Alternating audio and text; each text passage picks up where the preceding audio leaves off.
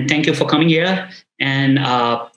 at the time like this. So I just want to take a few moments just to speak in Thai so that they get it where we're at, and I'll do a bit of translation while I interview you too. Is that good?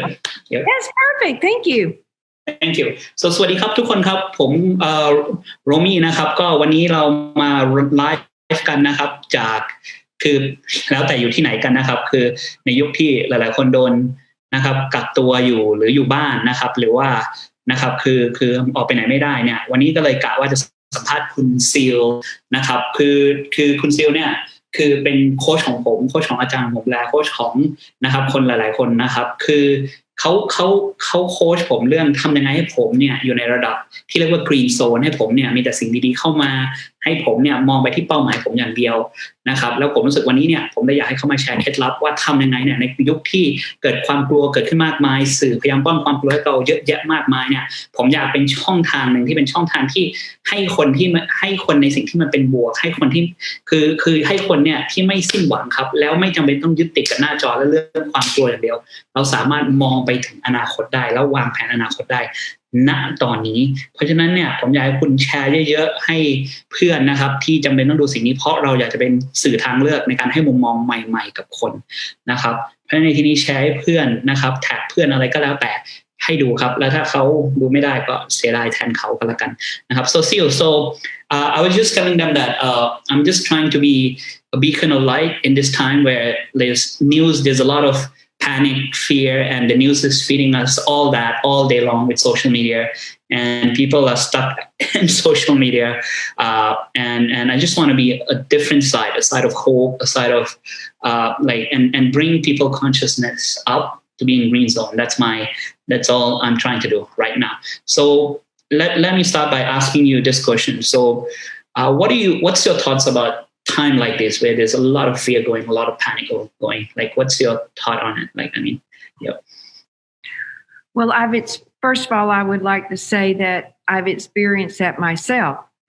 because it's very different. I've never experienced anything like this. So I know that everybody,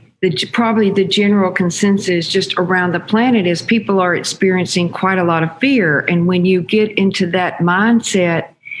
fear is very paralyzing, so you don't think correctly. It doesn't matter if it's me, you, or the whole world. That's kind of what's happening. And when you get into fear, you can't think. You're not able to act appropriately. You can't make good decisions. So the first thing that I would suggest doing is be aware of what's happening. But I would not spend a lot of time in social media reading that stuff. There's a difference, because if negativity feeds negativity. But in order to handle the fear, based on what I know and based on what I help people do in session, I probably need to stop. Go ahead. Sorry. I forget you've got to translate. Yeah. But that was good. คือผมก็เลยถามคุณซิลครับว่าเริ่มต้นเลยดีกว่าคุณคิดว่าไงกับยุคนี้นะครับว่าคุณคิดว่าไงที่มีความกลัวเกิดขึ้นมากมายสื่อพยายามให้เราอยู่ความกลัวแล้วโซเชียลมีเดียมีแต่พูดถึงเรื่องนี้ซึ่งมันอาจจะไม่ได้ผิดนะครับแต่สิ่งที่คุณซิลพูดเนี่ยคือมันไม่ได้แค่กับคนอื่นแต่เขาด้วยเนี่ยมันเป็นอะไรที่เขาไม่เคยเห็นว่าเกิดขึ้นมาก่อนในชีวิตของเขานะครับแล้วสิ่งที่เขาพยายามพูดคือเขาบอกว่าคือแต่ว่าสิ่งหนึ่งที่เกิดขึ้นคือความกลัวเนี่ยมันคือถ้าคุณอยู่ในสภาวะความกลัวมันเป็นสภาวะที่ไม่ค่อยดีเลยเพราะมันทำให้คุณหยุดคิดหรือคิดอะไรไม่ออกนะครับแล้วสิ่งที่เกิดขึ้นคือถ้าคุณอยู่มันอาจจะไม่ได้ดีนะสำหรับสุขภาพของคุณถ้าคุณอยู่บนโซเชียลมีเดียอย่างเดียวแล้วเช็คข่าวอย่างเดียวนะครับเพราะประเด็นคืออย่างนี้ครับความอะไรที่มันเป็นลบๆเนี่ยมันก็จะดึงดูดแต่สิ่งลบๆหรือมันก็จะสร้างแต่สิ่งลบๆเข้ามาเพราะฉะนั้นในที่นี้เนี่ยคือสิ่งที่คุณซิลจะแนะนำในฐานะที่เขาเป็นโค้ชนะครับแล้วเขาแนะนำคนแล้วคุยกับคนเรื่องสิ่งนี้เนี่ย Yes, Ceil. Yep. Thank you. I'd like to give you just the whole world some things you can do to get yourself out of the fear, okay? And they're just simple questions. So when I get really, really immersed in fear and I'm scared, fear is a broad subject, but fear Okay, so I'll just translate this a bit. Yeah. Sorry. เพราะฉะนั้นเนี่ยคุณซิลก็เลยบอกว่าเฮ้ยประเด็นคือเขาก็เลยอยากจะให้เครื่องมือกับคนให้คำถาม คนว่าเวลาคุณอยู่ในสภาวะความกลัวเนี่ยคุณควรจะทำยังไงเพื่อออกมาจากสภาวะนั้นหรือตื่นตระหนกอยู่ทำยังไงให้ออกมาจากสภาวะนั้นมันเป็นคำถามที่คุณควรถามตัวเองเพราะเวลาคุณพูดถึงความกลัวอะไรครับแต่ก่อนที่เราจะไปเนี่ยถ้าใครอยากรู้บ้างครับพิมพ์อยากรู้ขึ้นมาแล้วแท็กเพื่อนแชร์กันได้เยอะครับเชิญเลยครับ Yes, Ceil. Yep. Thank you. Go ahead. So the first thing to do is you're feeling a lot of fear. Well, what exactly? Fear is really broad, right? Fear. Okay, so fear of what? Is it fear of not having a job in a couple of weeks? Is it fear of running out of food? Is it fear of not being able to pay your bills? Kind of isolate and pinpoint the exact fear. And then kind of look and see, well, where is it? Am I sitting in the middle of it? Is it consuming me? Is it in my house? Locate it. Because once you can identify the exact fear or fears, you may have several, and can locate it, see what its size is, then you can get separate from it and it creates space. Okay, that was very good. เพราะฉะนั้นเนี่ยสิ่งที่คุณซีลพยายามจะบอกอย่างนี้ครับเวลาพูดถึงสวัสดีครับคุณขวัญเวลาพูดถึงความกลัวเนี่ยคือคำถามคือคุณกลัวเรื่องอะไรคุณต้องแยกแยะให้ออกเพราะกลัวเนี่ยมันเป็นหัวข้อที่ใหญ่มากๆคือคุณควรจะเฉพาะเจาะจงลงมากขึ้นกลัวว่าคุณจะตกงานในอนาคตคุณจะไม่มีหรืองานจะไม่เหมือนเดิมนะครับจะไม่มียอดขายกลัวว่าจะจ่ายค่า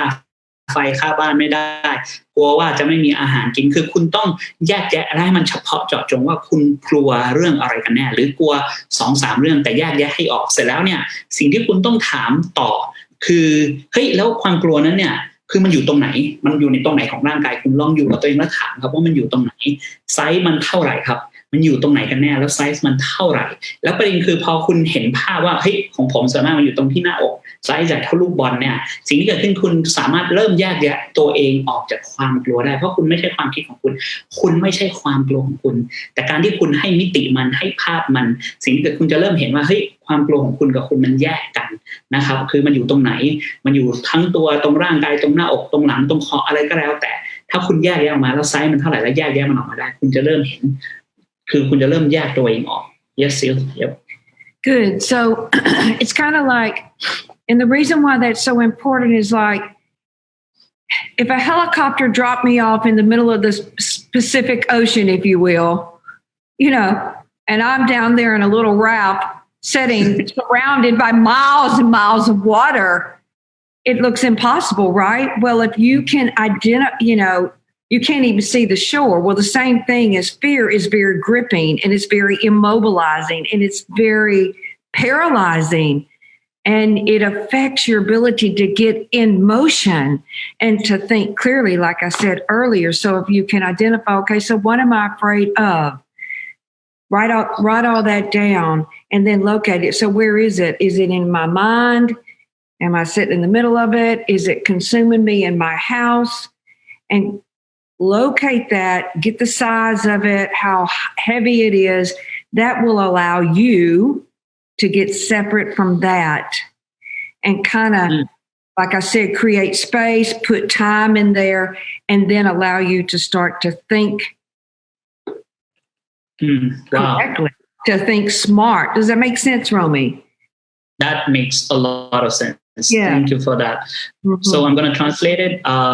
สิ่งที่คุณซีลบอกคืออย่างนี้ครับคือการที่คุณมีกลัวแล้วคุณไม่แยกแยะออกสิ่งที่เกิดขึ้นคืออะไรมันเหมือนแบบคุณซีลยกตัวอย่างเหมือนวันนี้คุณนั่งอยู่บนคอแล้วคอมันแบบทิ้งคุณลงมาหย่อนอยู่ในมหาสมุทรแปซิฟิกอะครับแล้วคุณอาจจะ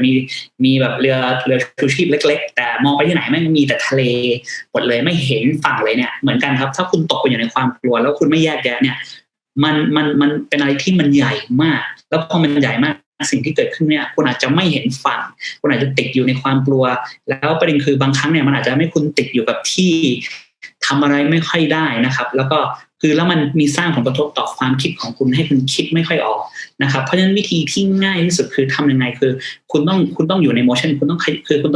อย่าให้ตัวเองหยุดครับต้องมีอะไรให้มันทำอยู่ตลอดเวลาแล้วคีย์ต่อมาคือคุณต้องเขียนลงไปครับว่าตกลงคุณกลัวเรื่องอะไรเฉพาะเจาะจงนะครับกลัวว่าจะไม่มีงานทำจ่ายบินไม่ได้กลัวติดอะไรโควิดก็แล้วแต่เนี่ยเขียนมันลงไปพอเขียนมันลงไปเสร็จเนี่ยแล้วก็ถามมันครับว่ามันอยู่ตรงไหนของร่างกายคุณมันอยู่แค่ในความคิดอยู่ตรงร่างกาย อยู่ในบ้านของคุณแล้วถามด้วยว่าเฮ้ยไซส์มันขนาดใหญ่มันใหญ่ขนาดไหนมันหนักไหมประเด็นคือการที่คุณถามเนี่ยนะครับคือถามว่าไซส์มันขนาดไหนมันใหญ่ขนาดไหนมันอยู่ตรงไหนคุณสร้างพื้นที่ให้กับมันสร้างเวลาให้กับมันแล้วมันทำให้คุณแยกแยะตัวเองออกมาแล้วทำให้คุณเริ่มคิดได้เริ่มสร้างเหตุผลกับตัวเองได้นะครับแล้วเริ่มคือแล้วผมฟังคือคนหลายคนฟังแล้วอาจจะงงนิดนึงแต่การถามคำถามเฉพาะเจาะจงจำไว้ครับเปลี่ยนคำถามเปลี่ยนชีวิตเพราะฉะนั้นในที่นี้เนี่ยการถามคำถามเฉพาะเจาะจงช่วยมากๆเพราะฉะนั้นในที่นี้เนี่ยคือจำไว้ถ้าใครดูวิดีโอนี้อยู่แล้วรู้เพื่อนที่ติดอยู่ตรงนี้ไม่ว่าจะเป็นเจ้าของธุรกิจอะไรเนี่ยแล้วคิดไม่ออกเพราะผมเข้าใจครับบางครั้งธุรกิจมันติดอยู่จริงๆอะไรจริงๆให้แท็กเขาครับเขาควรดูสิ่งนี้แชร์สุดๆครับถ้ารู้สึกมีประโยชน์พิมพ์คำว่ามีประโยชน์มาด้วยครับผมเชื่อว่าสิ่งนี้มีประโยชน์แน่ๆโอเค thank you Ceil please go ahead yep good and please realize that fear is just it's a mood it's a mood it's a negative mood and what is a mood well a mood is made up of an attitude and emotion emotion is the amount of effort that you have to put into something. So there are positive moods and negative moods. So, but you can change that quite easily by identifying what's my mood level. And that's a simple question that you all can ask yourself in the morning when you wake up. What is my mood level? Well, I feel fearful. Good.Once you identify it, again, that creates space. Now what's my mood level? Well, I feel a little bit less fearful, maybe a little bit hopeful. Just spot the moods that you're sitting in because that shifts, that changes, that gets you bigger than the stuff that you're in. Does that make sense? Yep.So thank you. Oh, that makes a lot of sense. Yep. สิ่งที่คุณซิลพูดครับคือ mood level เนี่ยคือ mood ในที่นี้หมายความว่าไงครับ mood ในที่นี้เนี่ยมีคุณซิโมนาจากอิตาลีดูสิ่งนี้อยู่ด้วยนะครับ Hi Simona is in the call too. Yep. So Simona is in the call too. Yep. Simona from Italy. Yep. Oh, nice.เพราะฉะนั้นเนี่ยสิ่งที่คุณซิลกำลังพูดคืออย่างนี้ครับคือความกลัวเนี่ยมันเป็น mood level mood ซึ่งเดี๋ยวผมต้องหาถ้ามีใครรู้คำว่า mood เขียนเข้ามาหน่อยนะครับ mood เนี่ยมันประกอบไปด้วยทัศนคติแล้วก็อารมณ์แล้ว fear เนี่ยมันเป็นสภาวะของเรียกสภาวะทางลบนะครับแล้วเกิดอะไรขึ้นคือคุณต้องรู้ระดับสภาวะทางอารมณ์ของคุณเพราะฉะนั้นในที่นี้เนี่ยคือความกลัวมันเป็นระดับสภาวะทางอารมณ์ทางในเชิงลบซึ่งมันมีทัศนคติและอารมณ์มารวมกันนะครับแล้ว mood level คืออะไรครับระดับสภาวะทางอารมณ์เนี่ยคือประเด็นคือคุณต้องรู้ว่าคุณอยู่ระดับสภาวะทางอารมณ์แนวไหนอยู่ตลอดเวลาเพราะฉะนั้นวิธีง่ายๆเนี่ยคือที่คุณสามารถทำได้คือถามตัวเองอยู่ตลอดเวลาครับตื่นมาตอนเช้าฉันอยู่ในระดับสภาวะอารมณ์แบบรูปแบบไหนหรือฉันอยู่ในสภาวะอารมณ์อะไรนะครับฉันอยู่ในสภาวะอารมณ์อะไรแล้วถ้าคุณรู้สึกว่าเฮ้ยฉันรู้สึกกลัวโอเคตอนนี้ถ้าฉันรู้สึกกลัวดีครับก็เหมือนกันครับก็ถามตัวเองฉันรู้สึกกลัวตรงไหนไซส์มันคืออะไรนะครับมันหนักขนาดไหนแล้วคือคุณก็แยกแยะออกมาแล้วมันก็เริ่มคิดได้หรือนะครับถ้าคุณถามตัวเองใหม่ฉันรู้สึกฉันอยู่ในภาวะทางอารมณ์อะไรแล้วมันตอบออกมาว่าเฮ้ยรู้สึกมีความหวังนะครับซึ่งถ้ารู้สึกมีความหวังเนี่ยคือมันก็โอเครู้สึกมีความหวังตรงไหนประเด็นคือการที่คุณถามสภาวะทางอารมณ์ตัวเองแล้วแยกแยะมันออกเนี่ยว่าไซส์มันเท่าไหร่ระดับมันเท่าไหร่มันใหญ่ขนาดไหนมันอยู่ตรงไหนเนี่ยมันทำให้เกิดการเปลี่ยนแปลงข้างในครับแล้วมันทำให้คุณเนี่ยคือใหญ่กว่าไม่ว่าอะไรที่คุณเผชิญอยู่ทำให้ร่างกายคุณจิตใจคุณใหญ่กว่าอะไรที่คุณเผชิญอยู่นะครับแล้วmoodเนี่ยเดี๋ยวผมพยายามถ้ามีใครรู้ก็แปลภาษาไทยมาเลยนะครับmoodผมว่าน่าจะเป็นจิตใจและจิตใจมันทำไปด้วยมันประกอบไปด้วยทัศนคติกับอารมณ์เพราะฉะนั้นฉันอยู่ในจิตใจอะไรฉันอยู่ในสภาวะอารมณ์หรือสภาวะจิตใจรูปแบบอะไรนะครับนั่นคือคำถามที่คุณสามารถถามตัวเองได้ Hi Simona แล้วมี Simona มาจากอิตาลีด้วยนะครับฟังอยู่ในขอสุดยอด Yep Sim Good so with that I was thinking about the Great Depression and the great I wasn't in the Great Depression that was in the 30s obviously but I thought it was very interesting, the stat on that, because when people think about the Great Depression, what do they usually do? Oh my God, they just shrink and they just go back to that moment in time, all the things they read, if they didn't live through it. But even in the Great Depression, like 75% of the people were working. Only 25% of the people didn't have jobs. And if you look at that, but where did most people's attention get caught up? Over on the 25% side, oh my God, versus the fact that 75% of the people were working. See, do you see what I'm saying? So, 75% of the people had jobs. And when you look at it like that, it's like, oh my God, it's not quite so bad as people originally think it is. When you look at the numbers, it's like, only 25% of the people weren't working. Wow. It's not as bad as it sounds. So, but that's where people's attention will get stuck. And you can't afford to do that in a time like this. นะครับคุณซิลก็พูดถึงตอนยุคเศรษฐกิจตกต่ำมากที่สุดเลยเรียกว่า Great Depression ซึ่งอยู่ในปี 1930 นะครับคุณซิลอาจจะไม่ได้เกิดทันช่วงนั้นและไม่ได้อยู่ช่วงนั้นแต่เขาได้โค้ชคนหลายคนที่ผ่านช่วงนั้นมาแล้วสิ่งที่เกิดขึ้นเวลาเขาโค้ชเนี่ยเขาจะถามคนว่าเฮ้ยเป็นยังไงบ้างในช่วงที่เศรษฐกิจตกต่ำที่สุดในปี 1930 เนี่ยคนทุกคนก็จะย้อนกลับไปนึกถึงตรงนั้นแล้วพอนึกถึงตรงนั้นก็เขาก็จะแบบตัวเล็กลงทันทีแข็งทื่อ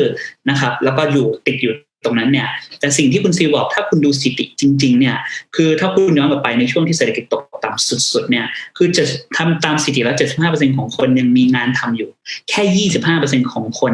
ไม่ได้มีงานทำแล้วประเด็นคืออย่างนี้ครับพอ 25% ของคนไม่ได้มีงานทำเนี่ยสิ่งที่เกิดขึ้นคือคนเนี่ยแต่คนเนี่ยความสนใจของคนมันไปติดอยู่ตรงไหนไปติดอยู่ที่ 25% มันไม่ได้ไปติดอยู่ที่ 75% เขาไม่ได้มองด้านบวกเขามองแค่ด้านที่ 25% ไม่มีงานทำแล้วพอคุณไปความสนใจคุณไปติดอยู่ตรงนั้นเนี่ยมันก็เลยมีแต่คือเขาเรียกอะไรครับมันก็อยู่แต่กับเรื่องลบๆมันก็เลยกลายเป็นว่าคุณก็จะดึงดูดคือไม่ได้แค่ดึงดูดไม่ได้ติดอยู่ตรงนั้นนะครับแล้วมันก็จะมีคือมันก็จะคิดแต่เรื่องอย่างนั้นมันก็เลยรู้สึกว่าเล็กลง Yes, yep. Thank you. So in a time like this, more than ever, the number one tool, the number one thing that you can do to help yourself is to have yourself in at least a warm and cheerful mood level. Can you repeat that? Help yourself? Yeah. Get yourself in a warm and cheerful mood level. The easiest thing that you can do, there are some things that you can do right there if you're confined in your home, which most of us are around the planet. If you're not, it's probably going to happen in the next few days where you're told to stay home and only go out if you need to get groceries or medical attention, right? So is to have a positive mood level, warm and friendly, those and own up is upward mood levels, and then finding some things you can be grateful for. Grateful and gratitude is not a thing that is silent these days. I mean, that's talked about a lot. But find something you can be grateful for. And the main thing that I found, I have never been one, and most people are probably like this, to be confined to a house or a space to where I can't get out and have the freedom to get out, right? So it's even though we're socially distancing ourselves, I will socially distance myself in my house. It is very, very important, more than ever, besides your mood level, is to stay connected, get on the phone, call people, stay connected, call your neighbor, whatever you have to do, you've got to stay connected. So get into communication with people that is key in a time like this. So even though physically in our bodies we have to distance ourselves emotionally and spiritually. Oh no, that's key. Okay. Thank you, Ceil. คือคุณซีลบอกว่าอย่างนี้ครับคือในช่วงเวลาอย่างนี้เนี่ยในช่วงเวลาที่เราอยู่กับตัวที่บ้านเกือบทั่วโลกนะครับแล้วมีที่ไหนที่อาจจะยังไม่โดนเนี่ยก็คือเร็วๆนี้คุณอาจจะโดนแน่ๆแต่สิ่งที่เกิดคือคุณซีลบอกคือสิ่งที่สำคัญมากๆเลยเนี่ยคุณต้องทำให้ภาวะระดับ จิตใจคุณเนี่ยอยู่ในระดับอารมณ์ที่สูงหรือภาวะจิตใจอยู่ในระดับอารมณ์ที่สูงแล้วในเชิงบวกในที่นี้ก็คือวิธีง่ายๆเนี่ยที่คุณสามารถทำได้เลยนะครับณตอนนี้โดยไม่ต้องอะไรเลยก็คือถ้าคุณอยู่ในบ้านเนี่ยมองไปรอบๆคุณครับหรือถามตัวเองว่าคุณรู้สึกขอบคุณกับเรื่องอะไรบ้างนะครับ grateful คุณรู้สึก grateful เนี่ยก็คือขอบคุณหรือคุณรู้สึกเห็นคุณค่าในเรื่องอะไรบ้างนะครับในชีวิตของคุณณตอนนี้นะครับแล้วก็หาดูแล้วก็เขียนมันลงไปครับหรือถามตัวเองว่าคุณรู้สึกขอบคุณกับเรื่องอะไรรู้สึกเห็นคุณค่าในเรื่องแล้วก็เขียนมันลงไปนะครับมันจะไปสร้างให้ระดับอารมณ์คุณสูงขึ้นส่วนอีกอันนึงก็คือต่อให้วันครั้งนี้เนี่ยคุณติดอยู่ที่บ้านนะครับแล้วประเด็นคือคุณต้องทำสิ่งที่เรียก social distance คือออกห่างจากคนเนี่ยแต่คีย์สำคัญมากๆเลยครับต่อให้เราเนี่ยคือจะอยู่ห่างจากคนอื่นแต่คีย์คือเราต้องสื่อสารแล้วก็ connect กับคนอื่นอยู่ตลอดเวลาโทรหาคนอื่นคนที่คุณรู้จักนะครับคุยกับเขาคนในบ้านพยายามคืออาจจะต้องอยู่ห่างกันแต่พยายามคุยกันพยายามสื่อสารกันอย่ายุติการสื่อสารเด็ดขาดอย่ายุติการเชื่อมต่อและ connect กันเด็ดขาดมันสำคัญมากๆในช่วงนี้เพราะประเด็นคืออย่างนี้ครับทางร่างกายเราอาจจะอยู่ห่างกันแต่ทางอารมณ์และจิตวิญญาณเราควรจะเชื่อมต่อกันและเราต้องการที่จะเชื่อมต่อมากกว่ายุคไหนใดๆเพราะประเด็นคือถ้าคุณขาดการเชื่อมต่อทางอารมณ์ทางจิตวิญญาณแล้วสื่อสารเนี่ยมันง่ายมากครับที่คุณจะติดไปในข่าวแล้วลงไปในห่วงลึกของอารมณ์ที่มันเป็นเชิงแบบติดอยู่กับเรื่องลบๆอยู่ตลอดเวลานะครับเพราะมันสำคัญมากๆที่ต้องแบบเชื่อมต่อกันในการคุยกันในการสื่อสารกันทางแล้วก็เชื่อมต่อทางอารมณ์และจิตวิญญาณอยู่ตลอดเวลานะครับเพราะฉะนั้นเนี่ยนะครับถ้ามีประโยชน์ก็หัวใจมารัวๆแล้วพิมพ์มาว่ามีประโยชน์ครับแล้วผมจะให้คุณซิลแชร์ต่อ Yes Ceil thank you yep oh, thank you awesome one of the points that I really want to stress and hope that everybody gets this is most of the people I would say on this planet have experienced a shock, if you will. A shock is something that jars your mind, okay? It's disturbing, right? And, you know, it may sound negative, but once you know what you're sitting in, then you can, and you understand it, then you can get emotion and not be frozen with it. So a shock, when a shock happens, it's something that you didn't see coming, you didn't expect. So the coronavirus, you know, has now caused most people in most countries, you know, to be under quarantine and have to be in their house for a couple of weeks. Really don't know how long that's going to last. So can't go to work, all those things that go with that. So basically when a shock occurs, what it does is it disconnects you from your future and your goals and your dreams and where you were going, okay? And it shatters, if you will, your space and your time and your energy. Okay. เพราะฉะนั้นเนี่ย so I'll translate I think that was really good เพราะฉะนั้นเนี่ยคุณซิลก็พูดถึงอย่างนี้ครับคือประเด็นคือคนหลายๆคนเนี่ยอยู่ในสภาวะนะครับคือเราขอบคุณมากครับคุณโรสคือเราอยู่ในสภาวะที่เกิดสิ่งที่เราเรียกว่ามีโอกาสที่เกิดขึ้นคือเขาเรียกว่าช็อกเกิดขึ้นนะครับช็อกเนี่ยคืออาจจะเกิดขึ้นแล้วมันประเด็นคือมันทำให้คุณติดอยู่แล้วก็เหมือนไปอะไรไปต่อไม่ได้คิดอะไรไม่ออกนะครับแล้วประเด็นคือการที่คุณสามารถแยกแยะตัวเองได้แล้วรู้ว่าคุณติดอยู่เรื่องอะไรเนี่ยคุณก็สามารถแยกออกมาแล้วคิดได้แต่คีย์คืออย่างนี้ครับคือช็อกคืออะไรครับช็อกคือสิ่งที่คุณไม่คาดหวังว่ามันจะเกิดขึ้นนะครับไม่ได้เห็นว่ามันจะเกิดขึ้นแล้วแม่งเกิดขึ้นพอมันเกิดขึ้นปุ๊บสิ่งที่เกิดขึ้นคืออารมณ์คุณอยู่ไปติดอยู่กับมันนะครับแล้วพอไปติดอยู่กับมันเนี่ยสิ่งที่เกิดขึ้นคือคิดอะไรไม่ออกคุณคิดอะไรไม่ออกปุ๊บสิ่งที่เกิดขึ้นคือคุณเกิดการขาดตอนแล้วก็การเชื่อมต่อกับอนาคตของคุณหรือความฝันของคุณหรือเป้าหมายของคุณที่คุณเคยมีไว้มันเกิดการตัดขาดออกมาแล้วพอมันเกิดการตัดขาดออกมาเนี่ยสิ่งที่เกิดขึ้นคือมันทำลายเวลาคุณพื้นที่คุณพลังงานคุณแล้วมันทำให้คุณแบบไม่คือเหมือนกับคุณไม่เชื่อมต่อกับเป้าหมายคุณอีกต่อไปไม่เชื่อมต่อความฝันคุณอีกต่อไปเพราะคุณติดอยู่กับอารมณ์นั้นเหมือนที่โควิดเกิดขึ้นครับมันมาโดยช็อกมากๆคนไม่ได้คาดหวังว่ามันจะมาภายในไม่กี่เดือนบูมขึ้นมาแล้วก็คือทำให้คนเศรษฐกิจมันเกิดอย่างนี้ขึ้นมันเกิดการช็อกครับ yes yep. Thank you. So by just being so the way to get separate from that shock occurring when it first occurred is to look at, okay, so when did the shock occur? Get the day, the day that, you had the shock. It's going to be different for most people probably. And then go to that moment and identify, where was it? How big was it? And then locate, take a look and see, so what are the moods in that shock? And then, if you're stuck in one of those moods and unable to move forward, just being willing to experience it and then let it go will start to dissipate that shock. And what it does is it frees up all of your attention, also known as light force particles. It's basically your energy. It frees that energy up. It frees you up.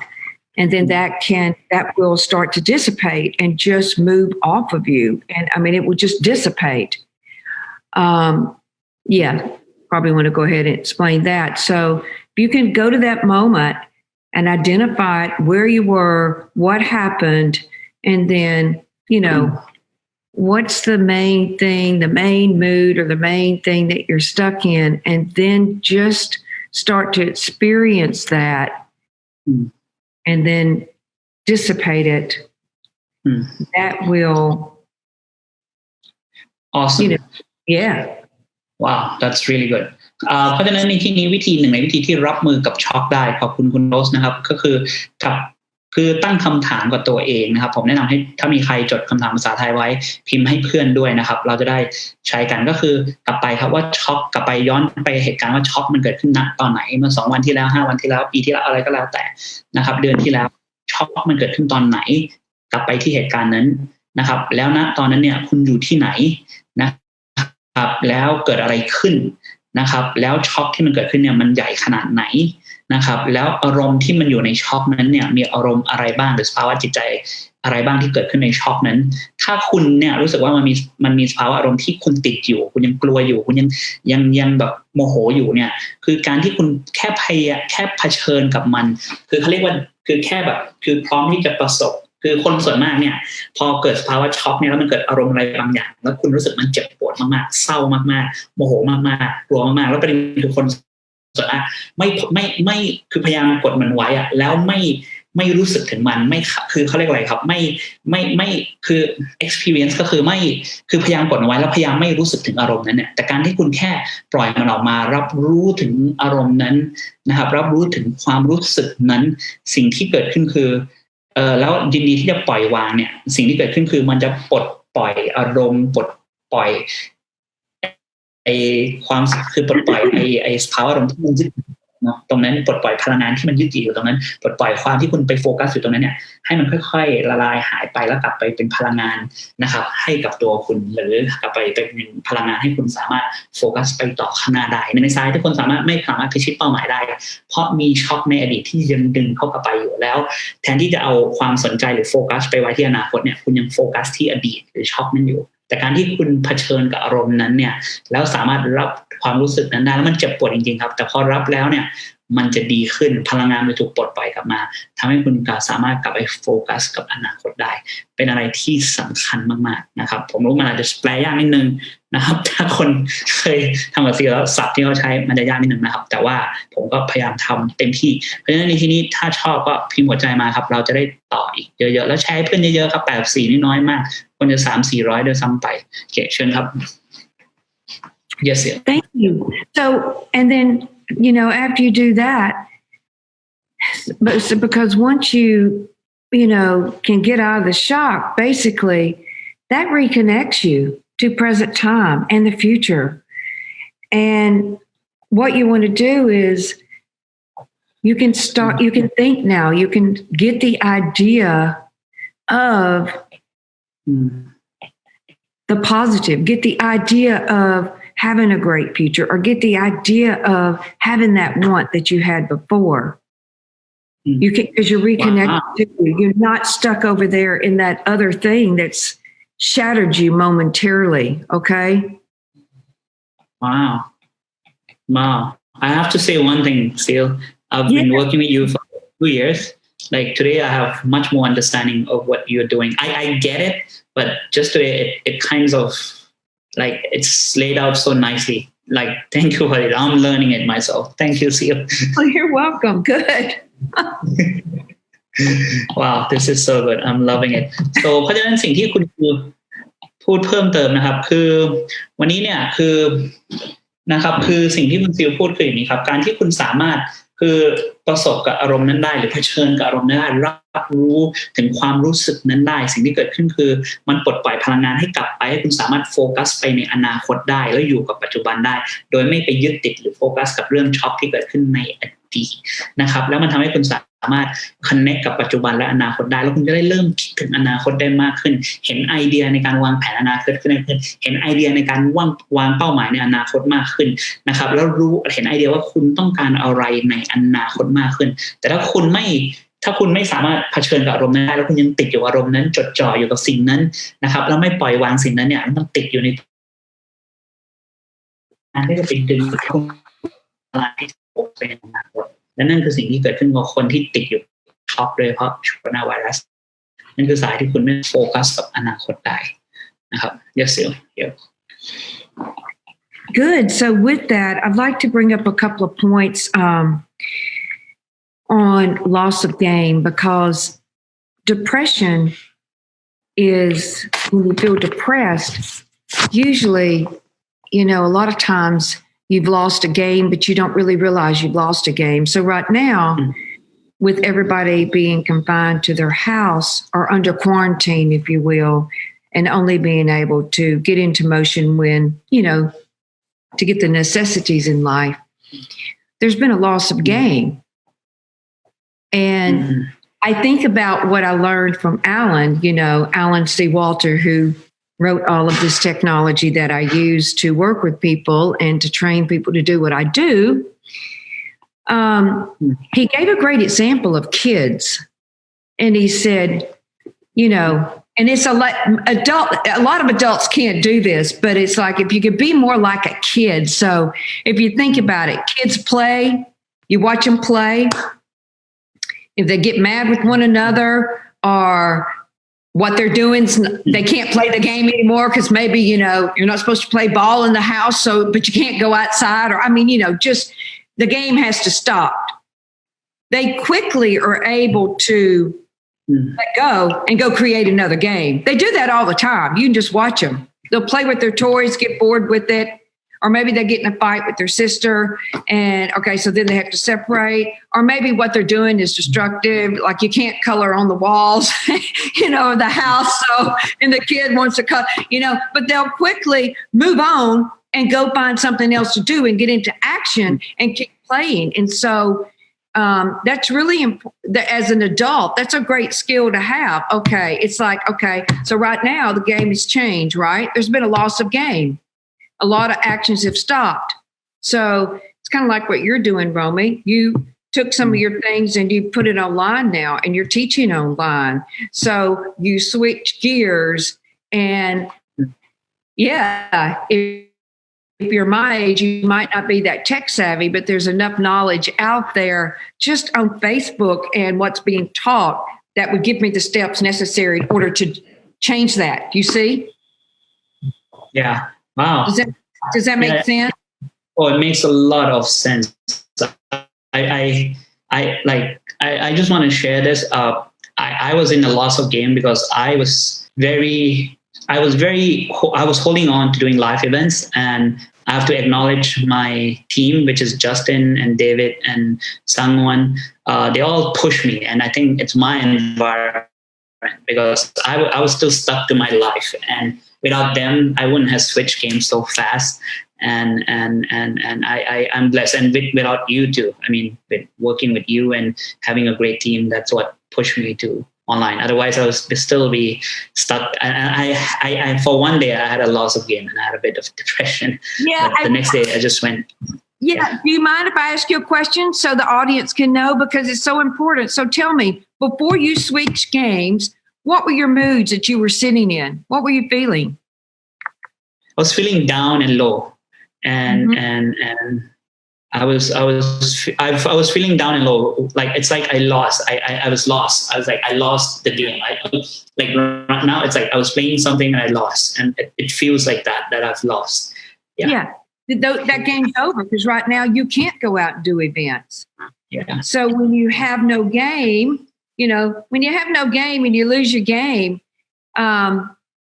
your mood level tends to not be warm and friendly and cheerful, right? They're downward mood. So excellent. I'm so glad you used that example. Yeah, thank you. เพราะฉะนั้นเนี่ยคือบางคนบอกนะครับ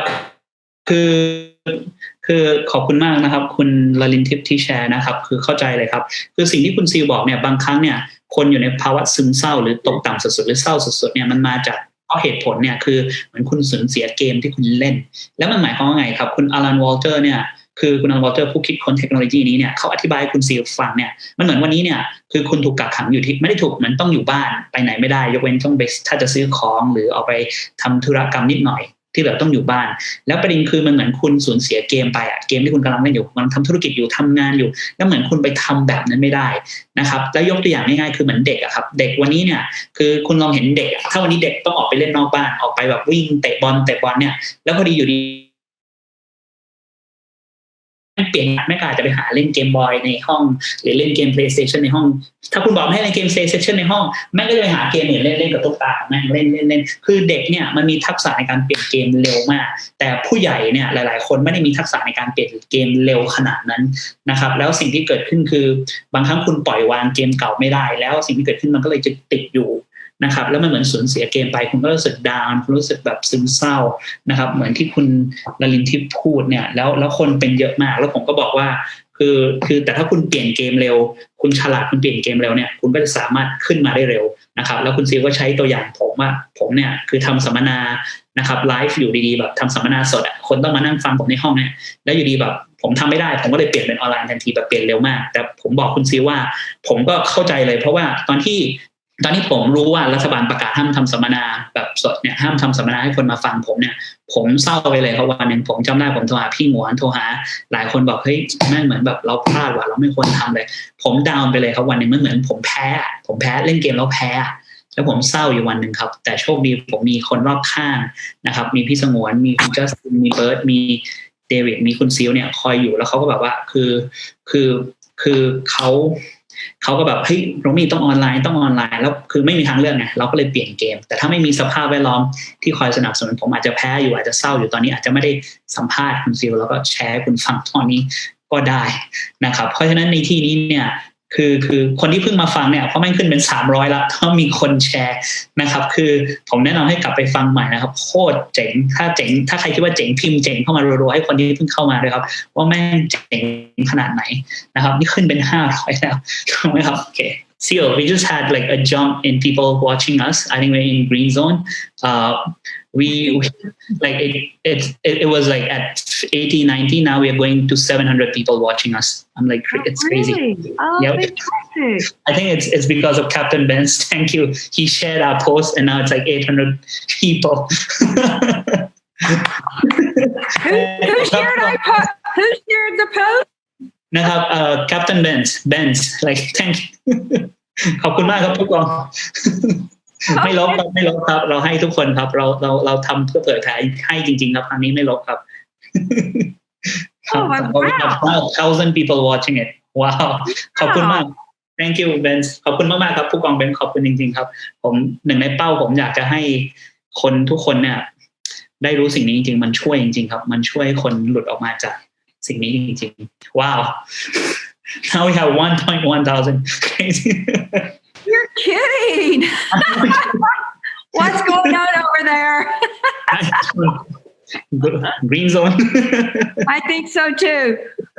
and you mentioned that for those of you who never heard of the green zone what Rommie's talking about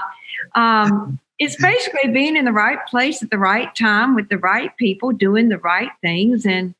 you're getting what you want and it's pretty easy. And, I was studying last night before I got on this call this morning to see what can I share with them that will bring their mood level up and give them the most hope? And, I read something by Alan, and he said, which I know this, I teach this, but it's always good to go back and reread it and just get it, really verified and acknowledged and hear someone else saying. But, one of the most vital skills of when you're in a crisis or when you're in turbulent times is being able to put yourself in the right place at the right time. Think about it. Wow. คือคุณซิลพูด You just said, you're like, oh my God, somebody just shared this video. Now we've gone from 700, now we're up to 1,000, now we're up to 1,001. So that's very green zone. How did we do that? Somebody logged in. It's really that simple. ใช่ครับ and I'm going to ask you more but I'm going to translate this เพราะฉะนั้นเนี่ยคือสิ่งที่คุณซิลพยายามพูดแนะนำให้กลับไปดูนะครับเพราะว่ามันเยอะมากที่เราเพิ่งแชร์มาแต่พอเปลี่ยนเกมได้แล้วเนี่ยผมก็เลยบอกว่าเฮ้ยคนแม่งขึ้นมาดู 1,100 คนเลยเนี่ยมันเจ๋งมากๆแล้วผมก็พูดว่าเราอยู่ในโซนเขียวซึ่งโซนเขียวเนี่ยในศัพท์คุณซิลเนี่ยซึ่งอาจารย์ของคุณซิลเองเนี่ยเป็นคนคิดเนี่ยคือการอยู่ในพื้นที่ที่ถูกต้องอยู่กับคนที่ถูกต้องในเวลาที่ถูกต้องนะครับแล้วสิ่งหนึ่งที่เขาพูดคือในช่วงเวลาที่ระดับสภาวะอารมณ์ของคนกำลังตกต่ำมากๆเนี่ยอยู่ในความกลัวมากๆเนี่ยสิ่งที่เกิดขึ้นคือถ้าทุกคนมีทักษะอะไรได้เนี่ยทักษะที่สำคัญมากๆคือทักษะทำยังไงก็ช่างเนี่ยให้ระดับอารมณ์คุณเนี่ยสามารถขึ้นมาอยู่ในระดับโซนเขียวได้นะครับหรือหมายความว่าเอาตัวเองไปอยู่ในพื้นที่คือถ้าคุณอารมณ์ตกต่ำอยู่คุณเจอสภาวะวิกฤตอยู่วิธีที่ดีที่สุดคือเอาตัวเองไปอยู่ในพื้นที่ที่ถูกต้องเวลาที่ถูกต้องกับคนที่ถูกต้องนะครับเป็นอะไรที่สำคัญมากๆเป็นทักษะที่สำคัญมากโดยเฉพาะในช่วงวิกฤต and so Ceil I just want to ask you so how do you คือผมก็เลยจะถามคุณซิลนะครับว่าทำยังไงให้อยู่ใน green zone ในช่วงสภาวะวิกฤตนี้ทำยังไงให้คุณอยู่ในพื้นที่ที่ถูกต้องกับคนที่ถูกต้องเวลาที่ถูกต้องแล้วนั่นคือสิ่งที่เกิดขึ้นกับผมจริงๆครับเพราะอย่างที่ผมบอกผมสูญเสียเกมผมจัดอีเวนต์ไลฟ์ไม่ได้นะครับแต่ผมพลิกไปออนไลน์ได้เร็วมากไม่ใช่เพราะผมเก่งหรือผมยังรู้สึกพ่ายแพ้อยู่เลยครับตอนนั้นแต่เพราะผมมีทีมที่ดีนะครับอย่างพี่สงวนอย่างคุณเบิร์ตอย่างจัสตินอย่างเดวิดอย่างผู้กองนี่คือทีมนะครับก็คือหรือคุณซีนอยู่ในสภาพแวดล้อมที่ดีอ่ะแล้วมีคุณซีลมีคุณแบร์เพราะฉะนั้นเนี่ยทำยังไงให้คุณไปอยู่ในพื้นที่ที่ถูกต้องเวลาที่ถูกต้องคนที่ถูกต้องใครอยากรู้บ้างครับถ้าอยากรู้พิมพ์คำว่าอยากรู้มาเยอะๆ and Ceil so how do you get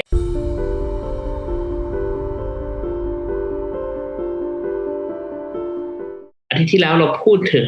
ผมจะสรุปให้ฟังก่อนเราพูดถึงในตอนนี้ครับคือสิ่งที่เกิดขึ้นคือมันเหมือนกับว่าคนส่วนมากยึดติดเดี๋ยวผมจะสรุปจากอาทิตย์ที่แล้วให้ฟังก่อนรอคนเข้ามานะครับแท็กเพื่อนเยอะแชร์เพื่อนเยอะ so Ceil I'm just gonna talk about what we talked about last week and then we'll transition into like I'll be asking you about the shop and everything so awesome thank you so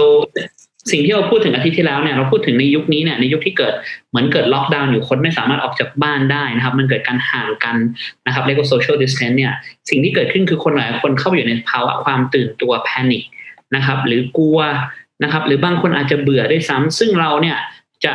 บางคนอาจจะแบบไม่มีงานทำอะไรด้วยซ้ำตอนนี้ตกงานไม่รู้จะเกิดอะไรขึ้นในอนาคตนะครับผมเชื่อสิ่งที่น่ากลัวกว่าไวรัสเนี่ยคือเรื่องเศรษฐกิจนะครับแล้วสิ่งที่เกิดขึ้นคือพอคนหลายคนอยู่ในความกลัวเนี่ยกลัวว่าเฮ้ยแม่งต้องอยู่คนเดียวนะครับถ้าคุณดูข่าวต่างประเทศเนี่ยคนหลายคนรับไม่ได้ด้วยซ้ำไปที่อยู่คนเดียวนะครับคุณไม่รู้ด้วยเฮ้ยงานจะเป็นยังไงค่าใช้จ่ายค่าอาหารนะครับสิ่งที่เกิดขึ้นคือเหมือนที่คุณซิลอธิบายที่แล้วเนี่ยพอความกลัวมันเยอะขึ้นแล้วคุณไม่สามารถแยกแยะได้เนี่ยมันเหมือนวันนี้เนี่ยคุณตกคือผมนั่งฮอมาแล้วโยนคุณลงทะเลเนี่ยมองไปที่ไหนแม่งก็ไม่เห็นแบบไม่เห็นคือไม่เห็นเขาเรียกอะไรครับมองไปไหนแม่งก็เห็นแต่ทะเลแม่งไม่เห็นแบบเห็นเขาเรียกอะไรครับเห็นเกาะหรือเห็นอะไรเลยเหมือนไม่มีความหวังแม่งเยอะไปหมดเพราะฉะนั้นในที่นี้เนี่ยพอเจอความกลัวคุณสามารถแม่งจะติดอยู่นะคีย์ของคุณซิลเนี่ยคือเพื่อให้คุณไปต่อได้เนี่ยคุณต้องถามเขียนมาลงมาครับว่าเฮ้ยคือคุณต้องสร้างพื้นที่เนี่ยให้กับความกลัวนั้นถามตัวเองว่าเฮ้ยโอเคฉันกลัวอยู่นะครับแต่กลัวนี่เนี่ยสิ่งที่เกิดขึ้น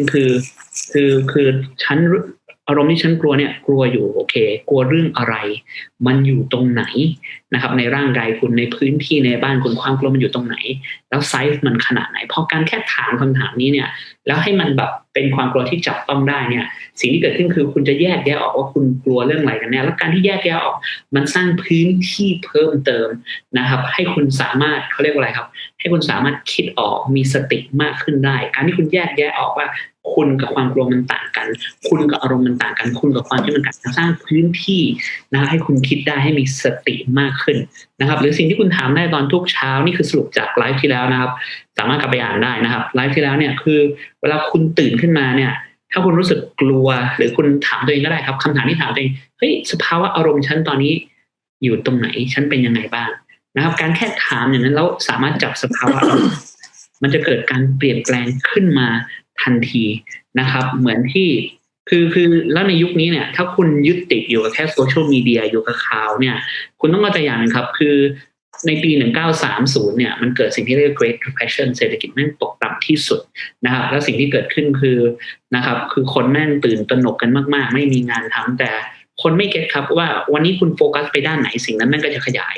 ในช่วงเศรษฐกิจตกต่ำที่สุดเนี่ย 25% ของคนไม่มีงานทำแต่คนแม่งก็ไปโฟกัสตรงนั้นครับแล้วแม่งก็ติดอยู่ตรงนั้นทำอะไรต่อไม่ได้นะครับแต่คนลืมมองไปครับว่าเฮ้ยอีก 75% แม่งก็มีงานทำเหมือนกันนะครับและนั่นคือสิ่งที่คือคุณโฟกัสไปด้านไหนแม่งก็จะขยายตรงนั้นเพราะฉะนั้นในที่นี้เนี่ยอย่ายึดติดอย่าไปนั่งติดจอมือถืออย่างเดียวแล้วดูแต่ข่าวโควิดครับคือควรจะหาข้อเท็จจริงรับรู้มันแล้วที่เหลือไม่ต้องดูแล้วครับเสียเวลาครับเพราะคุณไปอยู่กับมันแม่งก็ยิ่งติดแม่งก็ยิ่งสร้างความกลัวความตื่นตระหนกมากขึ้นนะครับเพราะฉะนั้นในที่นี้เนี่ยเราเลยจะให้เครื่องมือนะครับซึ่งเราให้จากแต่ครั้งที่แล้วแต่ผมเนี่ยจะถามซิลใหม่นะครับว่าถ้าคุณอยากจะได้เครื่องมือนี้เนี่ยเพื่อให้คุณอยู่ในระดับอารมณ์ที่บวกนะครับแล้วสิ่งที่เราพยายามทำอะไรพยายามเป็นผู้นำเป็นแสงสว่างในช่วงยุคนี้เนี่ยครับเพราะคนส่วนมากพูดถึงแต่ความกลัวฉันทำนู่นทำนี่แต่ผมอยากให้คุณเก็ตครับการที่คุณอยู่บ้านเผชิญกับความกลัวบางคนเกิดความเบื่อบางคนไม่รู้อนาคตจะเป็นยังไงเพราะผมกล้าการันตีอย่างนึงครับวิกฤตนี้ไม่ได้จบง่ายๆไม่ได้เรื่องโควิดนะครับวิกฤตเศรษฐกิจที่จะตามมาเพราะในที่นี้เนี่ยเราเลยอยากจะให้เครื่องมือคุณในการรับมือกับสิ่งนี้นะครับแล้วอย่างแรกเลยคือจะทำให้คุณไปอยู่ในสภาวะอารมณ์ในเชิงบวกและหนึ่งในสิ่งที่คุณทำได้ให้อยู่ในสภาวะอารมณ์เชิงบวกเนี่ยอย่างที่ซิลแนะนำในวิดีโอที่แล้วสรุปให้สั้นๆคือให้มองหาครับว่าเฮ้ยเรารู้สึกขอบคุณกับเรื่องอะไรเราเห็นคุณค่าในเรื่องอะไรณตอนนี้ในบ้านของเราการแค่คุณถามคำถามนั้นตอนเช้าเนี่ยมันจะเกิดการชิฟต์หรือเปลี่ยนขึ้นมาในนี้แต่แค่มองเรื่องแย่ๆเปลี่ยนไปมองเรื่องบวกนะครับเพราะในที่นี้เนี่ยแล้วสิ่งสำคัญที่คุณซิลพูดต่อให้คุณเนี่ยแยกออกจากคนอื่นเรียกว่า social distance แต่มันสำคัญมากๆที่ต้องติดต่อคนอื่นคนรู้จักเพื่อนพ่อแม่หรืออะไรอยู่ตลอดเวลาโทรคุยกันอยู่ตลอดเวลาเชื่อมต่อคนพวกนั้นอยู่ตลอดเวลาสื่อสารคนพวกนั้นอยู่ตลอดเวลานะครับคุณอาจจะอยู่ระยะห่างทางร่างกายแต่ทางจิตใจทางจิตวิญญาณคุณควรจะเชื่อมต่อกับคนให้มากที่สุดเพราะคนต้องการสิ่งนี้มากที่สุดสังคมคุณลูกค้าคุณติดต่อเขาเยอะที่สุดครับนั่นคือสิ่งที่คุณซิลพูดตอนนี้ก็เลยวันนี้เนี่ยสิ่งที่เกิดขึ้นคือผมก็เลยจะง่ายๆคือแทนที่จะสรุปจากครั้งนี้แล้วทั้งหมดเนี่ยมันมีสิ่งหนึ่งที่สำคัญมากๆอย่างตอนนี้เนี่ยรัฐบาลประกาศนะครับว่าเราอยู่ในสวัสดีครับสวัสดีทุกคนทักทายเข้ามาหน่อยนะครับทักทายเข้ามาหน่อยนะครับผมอยู่กับโค้ชซิลคือ สิ่งที่รัฐบาลประกาศเนี่ยคือพูดถึงซิลwe have Wow, 1,000 people already. I think Captain Benz help us again to share. ขอบคุณมากนะครับผู้กองเบนซ์นะครับสุดยอดนะครับโอเคก็คือคีย์คืออย่างนี้ครับว่านี้รัฐบาลเพิ่งประกาศนะครับอยู่ในคือเราเนี่ยคือบ้านเมืองอยู่ในภาวะฉุกเฉินนะครับจะเกิดล็อกดาวน์ขึ้นคนอายุ71ขึ้นไปห้ามออกจากบ้านคนมีไข้มีโรคระบาดให้ห้ามออกจากบ้านมันเลยเกิดสิ่งที่เรียกว่าสภาวะช็อกเกิดขึ้นครับเพราะหลายๆคนเนี่ยไม่ได้คาดหวังว่าสิ่งนี้จะเกิดขึ้นหรืออาจจะมองมาแล้วอาทิตย์2อาทิตย์แต่ไม่เคยคิดว่าอยู่ดีแม่งจะธุรกิจทำไม่ได้งานทำไม่ได้นะสิ่งที่เราอยากทำไม่ได้เหมือนเดิมวันนี้เนี่ยผมเลยอยากจะสัมภาษณ์อาจารย์ของผมอาจารย์ของแบร์โค้ชของแบร์คนที่ทำงานกับโรเบิร์ตเนี่ยมาแชร์เคล็ดลับว่าจะทำยังไงให้คุณปรับความคิดในยุคนี้นะครับแล้วมันมีคำถามมีเครื่องมือเพื่อให้ช่วยให้คุณสามารถปรับความคิดของคุณได้นะครับเพราะฉะนั้นในที่นี้เนี่ยถ้าคุณพร้อมนะครับให้พิมพ์คำว่าพร้อมเข้ามานะครับแล้วหัวใจมารัวๆครับแล้วเราจะเริ่มกันในสัมภาษณ์ซิลจะพูดภาษาอังกฤษแล้วผมจะแปลเป็นไทยให้ผมจะพยายามทำดีที่สุดนะครับโอเค สวัสดีครับคุณชนะสวัสดีครับคุณกุ้งนะครับโอเคเริ่มได้เลยครับโอเค Ceil so I just did a bit of like summary for what we did last time, but it's not the whole thing. I just want because there's a lot of people just came in new. Like now we have 1.1 thousand. It's going crazy. So I just want to make sure that they get what we are talking about. So we talked about shock last time. Can you explain? Like I mean, because I think a lot of people are in shock or fear or even boredom at times. Like they're bored. Like they're home. It's like. I mean, if I don't have work to do, if I'm not doing my work, I would feel bored for sure. Like, I mean, but now I have a game to play, so which is my work. So that's why I feel good. So you talk about shock and fear and boredom, like, I mean, and we'll talk about how to handle it. Is that good? Yep. Oh, that's perfect. I think that we should do that since some events have occurred since Sunday, and people may have new shocks and those who are new dialing in. So thank you so much. So basically when a shock occurs, it's basically a blow to the mind, right? Yep. It's something that you didn't expect was going to happen. It could be anybody saying something to you or an event or a crisis or very turbulent times that you never dreamed would happen or that you hoped would never happen. โอเคเพราะฉะนั้นช็อคคืออะไรครับช็อคคือสิ่งที่คุณซีลพยายามอธิบายคือช็อคอาจจะเป็นอะไรที่คุณไม่คาดหวังว่ามันจะเกิดขึ้นมันมาได้หลายวิธีมันอาจจะเป็นเหตุการณ์อะไรเกิดขึ้นที่คุณไม่ได้คาดหวังนะครับอาจจะเกิดวิกฤตอะไรบางอย่างหรือมันอาจจะเป็นอะไรง่ายกระทั่งมีคนมาพูดอะไรกับคุณที่คุณไม่ได้คาดหวังว่าเขาจะพูดแบบนี้กับคุณอาจจะเป็นเรื่องอะไรที่คุณไม่ได้คาดหวังเฮ้ย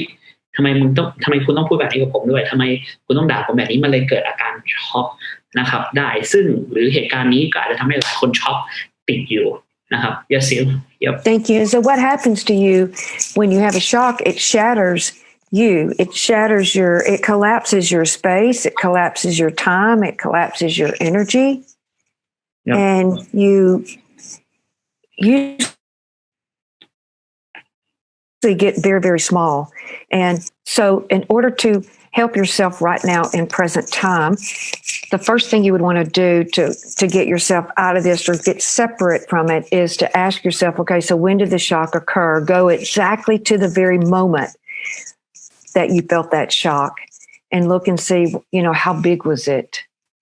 Okay. Those first two questions. Yeah, good. Okay. เพราะฉะนั้นเนี่ยคือสิ่งที่คุณซีลพูดคืออย่างนี้ครับคือเวลาเกิดช็อกขึ้นมาเนี่ยคือสิ่งที่เกิดขึ้นคือความเป็นจริงของคุณหรือในพื้นที่คุณมันมีอะไรล่มสลายลงมานะครับทั้งพลังงานทั้งเวลานะครับเลยมันทำให้คุณเล็กลงมาแล้วบางคนแม่งแข็งทื่ออยู่กับอารมณ์นั้นไม่สามารถออกจากอารมณ์นั้นได้เนี่ยนะครับทำให้มันมีปัญหากับปัจจุบันของคุณแล้วคุณไม่สามารถนึกถึงหรือวางแผนกับอนาคตของคุณได้นะครับเพราะฉะนั้นในที่นี้เนี่ยวิธีง่ายๆที่คุณซีลให้เครื่องมือในการรับมือกับช็อคเนี่ยง่ายๆก็คือคุณ so Ceil what's the two question you said again when was it and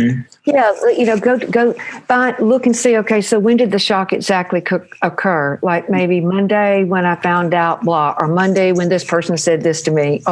and this is used at any time, whether it's a crisis or a broken heart or whatever. So but go to the exact moment when that shock occurred and look and see, well, how big was it? Well, maybe as big as the world, or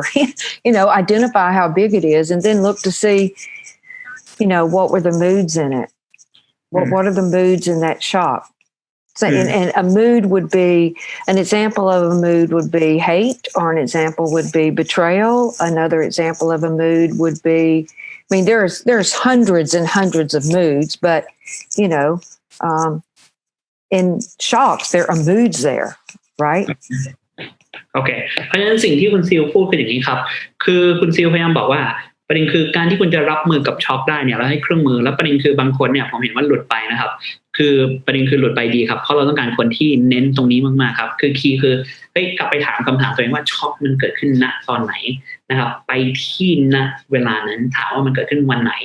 ตอนไหนวันอาทิตย์ที่แล้ว2 อาทิตย์ที่แล้วหรือวันจันทร์ที่ผ่านมาหรืออาทิตย์ที่แล้วเวลาเขาประกาศเสร็จแล้วคำถามที่ถามต่อมาคือเฮ้ยแล้วมันใหญ่ขนาดไหนช็อคนี้ถามตัวเองครับแล้วคำถามที่3ถามตัวเองว่าเฮ้ย แล้วสภาวะอารมณ์ที่มันติดอยู่กับช็อกมีอะไรบ้างคุณอาจจะรู้สึกผิดหวังถูกหักหลังอาจจะรู้สึกโมโหรู้สึกเกลียดรู้สึกแบบเครียดอะไรก็แล้วแต่ครับคือถามว่าไออารมณ์ที่มันติดอยู่กับช็อกคืออะไรเพื่อคุณสามารถก้าวผ่านมันออกไปได้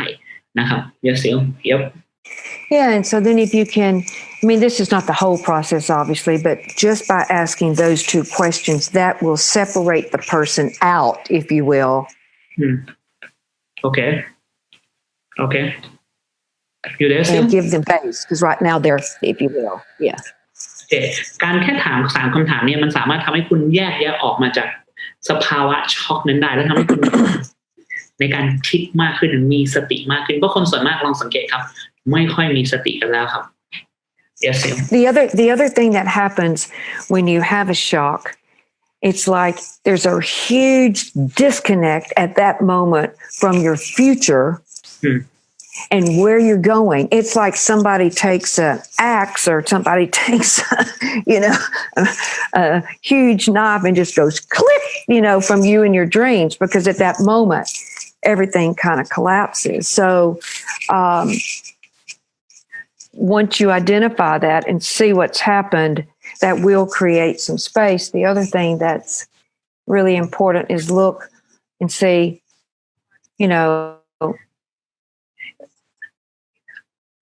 being willing to experience versus being stopped in time and not being immobilized and paralyzed and able to move forward. So you were saying this, that you freeze a bit. You're saying be willing to experience, right? That's what you were saying. Yeah. So it's like in the shock, maybe the thing that, the person didn't want to experience is, fear or disbelief or being betrayed or, just if you can identify what's that main mood in there. Again, that will help you get separate. It's kind of like, the example I used last week, being dropped off in the middle of an ocean, with a little bitty life raft, and you're in the middle of that. You can't even see the shore. You're consumed by water. Well, the same thing in the shock happens because it's like you are tiny, tiny, tiny, and you can't even see. You can't even think. You don't think clearly. Does that make sense?เพราะฉะนั้นคุณซีลกำลังพูดถึงอย่างนี้ครับคือการที่คุณสามารถแยกตัวเองออกได้โดยการถามคำถามว่าเฮ้ยมันเกิดขึ้นตอนไหนมันใหญ่ขนาดไหนช็อกนั้นนะครับแล้วอารมณ์ที่คุณรู้สึกเนี่ยมั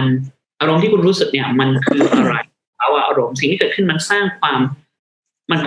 แยกแยะระหว่างตัวคุณกับช็อกนั้นแล้วประเด็นคืออย่างนี้ครับคือถ้าคุณสามารถเข้าไปเผชิญกับอารมณ์นั้นหรือรับรู้เข้าถึงความรู้สึกนั้นได้เพราะปัญหาของคนส่วนมากเนี่ยเวลาเกิดช็อกเกิดปัญหาเกิดความกลัวเนี่ยคุณพยายามจะกดอารมณ์ลงไปแล้วนั่นคือปัญหาของคนส่วนมากพยายามจะกดอารมณ์ลงไปแล้วเวลาพยายามจะกดอารมณ์ลงไปสิ่งที่เกิดขึ้นคือคุณไม่ยอมเผชิญกับอารมณ์นั้นหรือรู้สึกถึงอารมณ์นั้นนะครับแล้วถ้าคุณเคยศึกษาเรื่องอารมณ์มันคือพลังงานที่กำลังขับเคลื่อนอยู่การที่คุณรับรู้หรือรู้สึกถึงอารมณ์นั้นเนี่ยแล้วเผชิญกับมันอยู่กับมันเนี่ยแล้วเผชิญกับมันอีกครั้งหนึ่งว่าเฮ้ยอารมณ์นี้สิ่งที่เกิดขึ้นคืออารมณ์มันจะค่อยๆหายไปแล้วกลายเป็นพลังงานกลับเข้าไปในตัวคุณนะครับเพราะฉะนั้นในที่นี้เนี่ยนะครับนั่นคือสิ่งที่นะครับนั่นคือสิ่งที่เราพยายามพูดถึงอยู่นะครับคือคุณรู้สึกถึงอารมณ์นั้นเข้าไปอยู่กับอารมณ์นั้นนะครับแล้วเผชิญกับอารมณ์นั้นแล้วอารมณ์มันจะค่อยๆหายไป so Ceil when you experience it what happens I mean it will start to dissipate like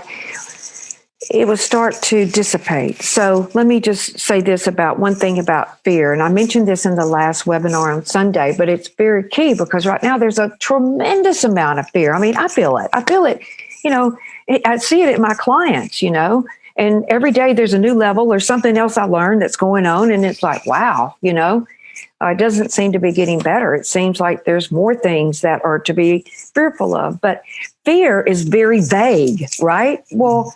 what is the fear? What you need to, what is the fear? Is it you're fearful you're fearful you can't pay your rent? Or you're fearful you're going to starve? Or you're fearful you can't get food? Or you're fearful you're going to be out on the streets? Look and see, and every time you spot,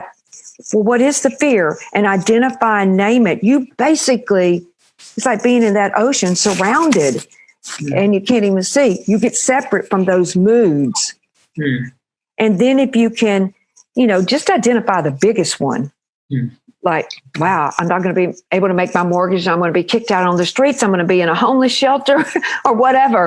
If you can start to experience it, it will start to release that mood. Okay. And then you always want to,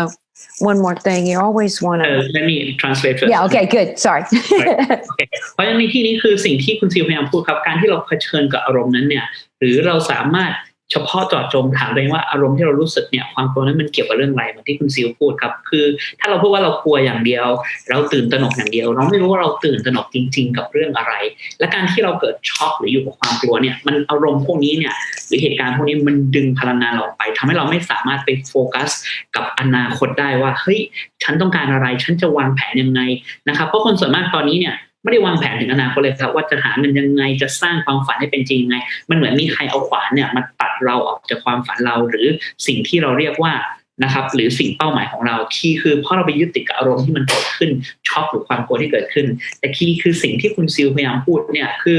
การที่บอกว่าความกลัวเนี่ยมันเป็นอะไรที่ใหญ่มากครับเหมือนวันนี้คุณตกไปในทะเลเนี่ยหรือแล้วประเด็นคือมองไปที่ไหนแม่งก็เจอไม่เจอเกาะไม่เจออะไรเลยสิ่งที่เกิดขึ้นคือไม่มีทะเลไม่เยอะมากคีย์คือให้ถามตัวเองครับอารมณ์ที่เผชิญอยู่นี่คือความกลัวแต่กลัวเรื่องอะไรพอคุณแยกแยะมาเฉพาะเจาะจงได้ให้กลัวไม่มีเงินใช้เดือนหน้ากลัวงานไม่เหมือนเดิมกลัวเศรษฐกิจจะแย่พอคุณแยกแยะออกมาได้สิ่งที่เกิดขึ้น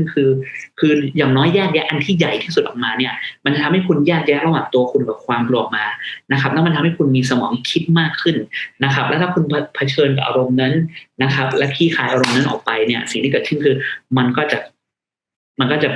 กลับไปเป็นพลังงานในชีวิตคุณให้คุณไม่ไปยึดติดกับความกลัวนั้นอารมณ์นั้นหรือเหตุการณ์นั้นที่มันเกิดขึ้นในอดีตทำให้คุณสามารถไปโฟกัสกับอนาคตได้นะครับกับวางเป้าหมายในอนาคตได้นั่นคือสิ่งที่เราพยายามบอกอยู่ครับเดี๋ยวYes, Ceil. Thank you, Rommie. So 3 things on that fear. Fear is very paralyzing. It's very immobilizing. And if you notice, when you run into an area of fear, you really don't think straight. A lot of times you can't think at all. It's like you lose all your intelligence because you're like frozen in that mood. So once you identify that and can start to experience it, then you'll get some space on it. And this is kind of where we left off on the last webinar, then you can have enough wherewithal about yourself to start thinking about the future and how you want it to be, which puts you on the positive, right? Versus paralyzed and not being able to move. Yep. โอเคเพราะฉะนั้นคุณซิลก็เลยพูดอย่างนี้ครับคือการที่เราคือกับความกลัวเนี่ยมันทำให้เกิด3อย่างครับมันทำให้เราแบบติดอยู่แงกอยู่กับที่นะครับคือนะครับผมติดอยู่กับที่ทำให้ความกลัวติดอยู่กับที่ทำให้คุณไปต่อไม่ได้คิดอะไรต่อไม่ได้นะครับแล้วมันไม่มีพื้นที่ให้คุณคิดถึงอนาคตแต่การที่คุณสามารถแยกแยะมันออกเฉพาะเจาะจงว่ากลัวเรื่องอะไรอารมณ์คืออะไรมันอยู่ตรงไหนมันแยกตัวคุณระหว่าง ตัวคุณกับความกลัวทำให้คุณมีพื้นที่คิดถึงอนาคตจะได้คุณเห็นไอเดียเกี่ยวกับอนาคตคุณว่าคุณจะวางแผนต่อยังไงทำยังไงต่อเพื่อให้คุณไปถึงเป้าหมายของคุณนั่นคือสิ่งที่เราพยายามแชร์ตั้งแต่อาทิตย์ที่แล้วนะครับตอนนี้จะเริ่มมาที่ใหม่ so once you separate yourself from the fear now you can think about the future so what is the you can ask yourself like to think about the future So obviously there's been a paradigm shift, right? Meaning the way we do things, right? People are having to work from home right now. I think it's basically all over the world. If it hasn't happened yet in your country, it's probably going to happen because of the coronavirus. So what you can look at is what do you actually want in your life? A lot of you are going to be working in jobs that you don't want, but I did that up until 2004. But look at what you want to be doing and start to cultivate that while you're also doing the job that maybe is not the most optimum for you so that your survival is, your needs can be met. But look at what it is you really, really want to do and start spending time cultivating that so you can start doing it. And how do you want your future to be? Not how do you not want it to be? Because right now everybody's looking at, they're getting a lot of things they don't want. But look at how you want it to be and start getting new ideas. Watch Rommie, watch Justin, watch Blair. These ideas of shifting how we do things. Okay. So you see เพราะฉะนั้นคุณซีกำลังบอกครับเวลาคุณเริ่มแยกแยะออกคุณจะเริ่มเห็นภาพว่า คุณต้องการอะไรแล้วมันเกิดการเปลี่ยนแปลงเยอะมากในโลกนี้เนี่ยสิ่งณตอนนี้นะครับคุณอาจจะต้องทำงานที่บ้านอาจจะไม่มีงานทำนะครับอาจจะเกิดอาการช็อกมากมายอย่างการบินไทยเลย์ออฟคือเลิกบินอย่างนี้นะครับคือแล้วคุณก็มาถามตัวเองว่าคุณต้องการอะไรให้เห็นภาพเห็นไอเดียคุณต้องการอะไรแล้วสิ่งที่คุณทำอยู่เนี่ยมันเป็นสิ่งที่คุณต้องการไหมนะครับถ้ามันไม่ได้เป็นสิ่งที่คุณต้องการก็เริ่มหาครับว่าคุณต้องการอะไรกันแน่นั่นเป็นสิ่งสำคัญมากๆนะครับคือแล้วคีย์คือผมอยากจะอธิบายสำหรับคนที่เข้ามานะครับคนที่เข้ามาแล้วออกไปแล้วคือเขาไม่ได้เหมาะจะอยู่ตรงนี้อยู่แล้วคีย์คือเราอยากจะสร้างพื้นที่ให้มันนอกเหนือจากแค่คนพูดถึงคือลองสังเกตข่าวครับข่าวไม่มีแต่เรื่องแย่ๆข่าวไม่มีแต่เรื่องแบบคือมีแต่เรื่องแบบคือข่าวมันขายความกลัวซึ่งมันหน้าที่ของเขาแต่หน้าที่ของผมสิ่งที่ผมแบร์ซีลอะไรพยายามทำแล้วผมเอาทรัพยากรผมมาให้คุณเนี่ยคือสิ่งที่เราพยายามทำคือเราพยายามจะให้คุณเห็นภาพว่าเฮ้ยมันมีพื้นที่หนึ่งที่ยังเป็นแสงสว่างให้คุณมันยังมีโอกาสในที่นี้อยู่เพราะในวิกฤตครั้งนี้เนี่ยสำหรับผมมันคือโคตรโอกาสเลยครับเพราะฉะนั้นในที่นี้เนี่ยผมเชื่อถ้าคุณดูตรงนี้อยู่เนี่ยคุณจะเห็นภาพว่ามันสามารถเปลี่ยนให้เป็นโอกาสได้จริงๆ so Ceil so why is it important that we get what we want I mean why Yeah. Well, first of all, that's a great question, Rommie. First of all, that positions you to be in the right place at the right time, and it keeps you on the positive side of yourself, right? Yeah. It actually puts you into the positive, also known as the zone, right place, right time, with the right people. And how do you naturally feel about yourself when you are in that space? Well, you love yourself, you love others. Life works well. โอเคนะครับโอเคเพราะฉะนั้นสิ่งที่ผมถามคุณซิลก็คือนะครับก็คือแล้วการที่ทำไมมันสำคัญมากๆที่คุณต้องได้คือคุณต้องได้ในสิ่งที่คุณต้องการนะครับในชีวิตทำไมมันสำคัญมากๆคนส่วนมากบอกเฮ้ยคุณไม่ได้ทุกอย่างที่คุณต้องการหรอกคือมันสำคัญมากๆที่คุณต้องได้ในสิ่งที่คุณต้องการครับเพราะว่าการที่คุณได้ในสิ่งที่คุณต้องการเนี่ยมันทำให้คุณเนี่ยขึ้นไปอยู่ในโซนที่คุณซิลเรียกว่าโซนเขียวหรือโซนเชิงบวกนะครับโซนเชิงบวกมันหมายความไงครับคือถ้าคุณได้ในสิ่งที่คุณต้องการคุณทำในสิ่งที่คุณต้องการทำเนี่ยมันทำให้คุณเนี่ยอยู่ในพื้นที่ที่ถูกต้องเวลาที่ถูกต้องกับคนที่ถูกต้องแล้วเวลาคุณอยู่ในพื้นที่ถูกต้องเวลาที่ถูกต้องคนที่ถูกต้องแล้วคุณทำในสิ่งที่คุณรักอยู่สิ่งที่เกิดขึ้นคืออะไรครับคุณจะรักตัวเองคุณจะรักงานของคุณจะรักคนอื่นคุณจะอยู่ในอารมณ์ที่มันเชิงบวกมากกว่านะครับและนั่นคือสิ่งที่เราพยายามจะถามถึงว่าในยุคโควิดนี้เนี่ยเราจะทำยังไงให้ไปถึงจุดนั้นนะครับแล้วคีย์ง่ายๆซึ่งผมจะถามต่อเนี่ย so if we don't get what we want what happens where are we at like if we don't get what we want Well, how do you feel when you don't get what you want? What's it do to your mood, Rommie? I feel sad, angry, and depressed. Yep. That's right. Can we use you for an example? Yeah. Okay. So, let's talk about last week, because anybody that's in our business, a lot of their events were canceled, right? Can't fly anywhere, can't travel anywhere, not on a plane. So what happened to you last week? How were you feeling? Sad. Yeah. Really. Okay, I get it now. I translate to them and I'll come back. Yeah, and then we'll come back. Good. เพราะฉะนั้นคือสิ่งที่ผมถามแล้วถ้าคุณไม่ได้ในสิ่งที่ต้องการคุณรู้สึกยังไงคืออย่างนี้ครับถามนิดนึงครับถ้าคุณไม่ได้ในสิ่งที่คุณต้องการเนี่ยคุณรู้สึกยังไงพิมพ์ออกมาหน่อยครับถ้าคุณไม่ได้ในสิ่งที่คุณต้องการคุณรู้สึกยังไงนะครับคืออยากให้พิมพ์มาคือคนสามารถจะรู้สึกยังไงครับรู้สึกโมโหเกลี้ยกล่อมหงุดหงิดเศร้าซึมเศร้า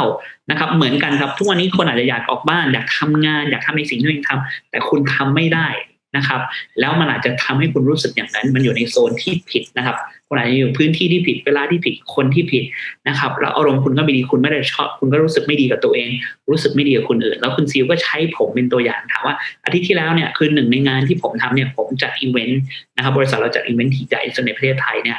แล้วพอผมต้องแคนเซิลทุกอย่างเพราะรัฐบาลไม่ให้จัดถูกไหมคือผมรู้สึกยังไงคุณซิลถามผมบอกใช่ครับผมรู้สึกซึมเศร้าผมรู้สึกเศร้าไปสักประมาณ 2-3 วัน Yes, Ceil. Yeah. Thank you. So let me bring up something that I touched on Sunday. The mood level is key. See, when you get up in the morning, whatever mood level you have, and during the day, that predicts what kind of future you're going to have. I can tell you by looking at a person's face whether or not they're going to have a great day and a great future. And I look at their mouth. If they've got an upside down smile on their face, I know that they're not going to get what they want. They're going to be getting a bunch of things they don't want. If they're like so, they may have some wins, they're not going to have the best relationships. And if they're smiling and real positive, they're going to be creating a great future. That predicts your future. So you were sad last week. So you also had a loss of game last week, right? Because couldn't travel, all those events, right? Okay, let me translate this. Okay. เพราะฉะนั้นคุณซิลก็เลยพูดถึงอย่างนี้ครับสภาวะทางอารมณ์คุณเนี่ยสำคัญมากๆเวลาคุณใช้ชีวิตประจำวันนะคุณซิลบอกเราสามารถดูจากสภาวะอารมณ์คุณได้เลยครับว่าอนาคตคุณจะเป็นยังไงวันนี้จะดีไหมสำหรับคุณง่ายๆมากๆถ้าคุณอยู่ในสภาวะอารมณ์ในเชิงบวกนะครับสิ่งที่เกิดขึ้นคือถ้าคุณยังยิ้มอยู่คุณอยู่ในสภาวะทางอารมณ์บวกคุณมีปฏิสัมพันธ์กับคนดีเนี่ยสิ่งดีๆก็จะเข้ามานี่คือคนส่วนมากน่าจะรู้อยู่แล้วแต่สภาวะทางอารมณ์ถ้ามันไปในเชิงลบคุณเสียใจคุณเศร้าคุณแบบรู้สึกแบบคือเขาเรียกอะไรครับคืออยู่ในสภาวะอารมณ์ที่มันไม่ได้เชิงบวกมันไม่ได้ส่งเสริมคุณเนี่ยวันนั้นน่าจะเป็นวันที่ยากสำหรับคุณมันดูไม่ยากถูกไหมครับแล้วคีย์คือคุณซีก็ใช้ผมเป็นตัวอย่างง่ายๆก็คือเหมือนอาทิตย์ที่แล้วเวลาผมต้องเดินทางไปญี่ปุ่นโดน cancel นะไปไม่ได้ผมต้องเขาเรียกอะไรครับผมต้องจัดสัมมนาที่นี่กับผู้กองก็โดน cancel หมดพอมันโดน cancel ทั้งหมดเนี่ยสิ่งที่เกิดขึ้นคือมันทำให้ผมเขาเรียกว่าสูญเสียเกมนะครับที่ซีลเรียกว่าเกมแล้วเดี๋ยวผมจะถามเพิ่มสูญเสียคือมันเหมือนผมมีคือเดี๋ยวผมจะถามถึงเกมนะครับแต่คือเขาเรียกว่าสูญเสียเกมที่ผมเล่นอยู่นะครับแล้วมันหมายความว่าไง so you talk about loss of game so can you elaborate a bit more about that for people who are here Yeah, so anytime you have a loss of game, that what we have found that triggers depression. Why? Well, because you don't have a game to play. So a loss of game can be like you had last week. Several you can't get on a plane and go to all these places and be on stage and deliver your events. But you quickly recovered because you thought of a new way to play you created a new game, which is great. If you just sit in sadness and upset and negative mood, you wouldn't be able to think. But so loss of game is, triggers that feeling of depression. So what's important is to create a new game. And that's why getting you separated out of the shock and out of the fear and actually getting yourself into a positive mood level allows you and gives you the energy to do that. โอเคเพราะฉะนั้นสิ่งที่คุณซีลพูดคืออย่างนี้ครับเกมเนี่ยมันเหมือนอย่างนี้ทุกคนเล่นเกมคือทุกคนมีเกมอะไรบางอย่างอยู่ง่ายๆคือวันนี้คุณทำธุรกิจคุณมันคือเกมบางอย่างนะครับแล้ววันนี้คุณแบบอยู่ในความสัมพันธ์อะไรมันคือเกมบางอย่างนะครับแล้วประเด็นคือการที่คุณจะรู้สึกซึมเศร้ามากๆได้เนี่ยมันจะเกิดขึ้นต่อเมื่อคุณสูญเสียเกมที่คุณเล่นไปหรือคุณแพ้เกมที่คุณเล่นยกตัวอย่างง่ายๆครับคือสมมติวันนี้เนี่ยเกมที่ผมเล่นคือผมอยากจะทำให้ธุรกิจผมเติบโตโดยการจัดสัมมนานะครับแล้วก็จัดสัมมนาเยอะๆเดือนนี้นั่นคือเกมที่ผมเล่นยอดขายเยอะแต่อยู่ดีผมโดนตัดนะครับห้ามออกจากบ้านจัดสัมมนาไลฟ์อีเวนต์ไม่ได้เหมือนอะไรครับผมถูกบอกให้ห้ามเล่นเกมนั้นพอผมถูกบอกให้ห้ามเล่นเกมนั้นมันผมสูญเสียเกมนั้นไปผมก็จะรู้สึกแย่ผมก็จะรู้สึกซึมเศร้านะครับแล้วหลายๆคนก็อยู่ในสภาวะนั้นครับแต่คีย์คือความแตกต่างระหว่างผู้ใหญ่กับเด็กเนี่ยคือเด็กเปลี่ยนเกมได้เร็วมากวันนี้เด็กเล่นอยู่ข้างนอกบ้านเนี่ยแล้วผู้ใหญ่บอกห้ามเล่นนอกบ้านเขาก็จะมานั่งในบ้านเล่นเกมกดนะครับเล่น PlayStation หรือเล่นอะไรก็ได้คุณบอกห้ามเล่น Play นั่นก็จะไปเล่นกันในบ้านหาอะไรเตะบอลในบ้านหรือเล่นของเล่นในบ้านคือเด็กมีความสามารถในการเปลี่ยนเกมเร็วมากเพราะเขาเนี่ยรับรู้ถึงอารมณ์รู้สึกนะครับโวยวายร้องไห้นะครับปล่อยให้มันอารมณ์ออกไปแล้วก็ไปต่อแต่ผู้ใหญ่เนี่ยสิ่งที่เกิดขึ้นคือความสามารถในการเปลี่ยนเกมเนี่ยไม่ค่อยเก่งเท่าไหร่นะครับเพราะเรายึดติดกับอารมณ์นั้นอยู่นะครับแล้วคือมันเลยแบบว่าคือเวลาเราสูญเสียเกมเราไม่สามารถทำในสิ่งที่เราทำได้ทำงานในแบบที่เราทำได้ไม่ขายของในแบบที่เราอยากขายได้มันก็เลยทำให้คนรู้สึกเศร้ารู้สึกซึมเศร้าแล้วเราก็เลยยึดติดอยู่กับหน้าจออย่างเดียวเพราะมันง่ายไงไม่ต้องคิดอะไรอยู่หน้าทีวีอยู่หน้าจอนะครับแล้วประเด็นคือนั่นคือสำคัญมากๆคุณต้องสร้างเกมใหม่แต่คนส่วนมากมันจะบอกให้สร้างเกมใหม่แต่ประเด็นคือคุณยังรู้สึกเศร้าอยู่ถ้าคุณไม่รับมือกับอารมณ์นั้นเนี่ยคุณจะไปสร้างเกมใหม่ได้ไงคีย์คือคิดบวกอย่างเดียวไม่เวิร์คครับคีย์คือคุณต้องสร้างเกมใหม่คุณต้องรับมือกับอารมณ์นั้นก่อนคุณรู้สึกอะไรอยู่สภาวะอารมณ์ที่คุณรู้สึกคืออะไรมันใหญ่ขนาดไหนมันอยู่ตรงไหนนะครับเผชิญกับมันนะครับแล้วก็เข้าคือเหมือนว่าเผชิญกับความรู้สึกนั้นรับรู้ถึงความรู้สึกนั้นปล่อยให้มันเป็นพลังงานอิสระแล้วค่อยคุณจะมีพื้นที่ในการวางเป้าหมายต่อสร้างเกมใหม่ which is a really interesting topic Ceil because a lot of times what happens is when people have a loss of game what they do is people tell them, no, you need to think positive. You need to think positive. You need to just go out. But the thing is, they don't handle the emotion, right? Yeah. That's what is the difference between you and what other people do. Like a lot of people be like, just think positive, just do affirmation and go ahead, right? นะครับและนั่นคือสิ่งที่คุณซิลกำลังI'll just translate the question นั่นคือคำถามที่ผมบอกคุณซิลครับว่าหลายคนมักจะบอกว่าเวลาคุณสูญเสียเกมเนี่ยเฮ้ยคุณต้องเปลี่ยนมาออนไลน์คุณต้องทำออนไลน์คือรู้ครับแต่มึงไม่ได้อยู่ในอารมณ์ที่จะคิดว่าจะทำอะไรต่อมึงยังติดอารมณ์ช็อกมึงยังติดอารมณ์กลัวยังเศร้าอยู่แล้วสิ่งที่ซิลทำต่างคือเขาให้คุณรับมือกับอารมณ์นั้นนะครับแยกแยะให้ออกจะได้คุณวางแผนได้ so Ceil, you have anything to say about that? Well, I was looking at my notes from Sunday, and I remembered that there's a key piece here. So, like I said, you identify the emotion that you're stuck in, and then you start to experience it. And then once you do, that starts to dissipate. And then what you want to do is you want to start getting the idea of what you would like. How would you like the future to be? Recover quickly like you did last week. I mean, when you were sitting in that sadness and immobile, you couldn't even think, but you quickly snapped out of it, right? Yeah. And the first thing I'd like to say in the mornings when you get up, it's very important to look at your mood because that sets up your future. Okay? And what I've been my mood is there's hundreds of moods. Your mood may be despair. Good. Identify that. Then, identify the next mood. Oh, well, agitated. Good. Then identify another mood that you're feeling. Depressed. Good. Thank you. Find another mood that you're feeling until you get all those moods out of your space and can create the kind of mood that you want to have for that day. Wow. Okay, that was really good. สิ่งที่คุณซิลพูดคืออย่างนี้ครับคือประเด็นคือสิ่งที่คุณซิลพยายามพูดเนี่ยพยายามแชร์เข้ามาด้วยมีคำถามอะไรเดี๋ยวจะรับคำถามตอนหลังด้วยนะครับคือประเด็นคือก่อนที่คุณคือการที่คุณสามารถระบุอารมณ์นั้นได้นะครับแล้วมันใหญ่ขนาดไหนมันอยู่ตรงไหนในร่างกายคุณนะครับปกติมันอยู่หน้าอกอยู่ตรงหลังอยู่ในพื้นที่ไหนนะครับแล้วมันมีคำอะไรติดอยู่ในนั้นไหมนะครับแล้วพอคุณเผชิญกับมันแล้วเนี่ยมันก็จะละลายหายเป็นพลังงานปกติแต่สิ่งที่สำคัญมากๆคือพอคุณรับรู้คุณสะบัดอารมณ์นั้นเนี่ยคือไม่ได้กดนะเพราะคนสามารถกดแล้วมันอยู่ข้างในอารมณ์เยอะมากแล้วไม่เขาเผชิญกับมันเนี่ยมันก็เลยคิดอะไรไม่ออกเพราะคือเวลาคุณกดเนี่ยความคือพลังงานมันไปติดอยู่ตรงนั้นนะครับแต่สิ่งที่คุณซิลบอกเนี่ยคือการที่คุณจะได้เห็นไอเดีย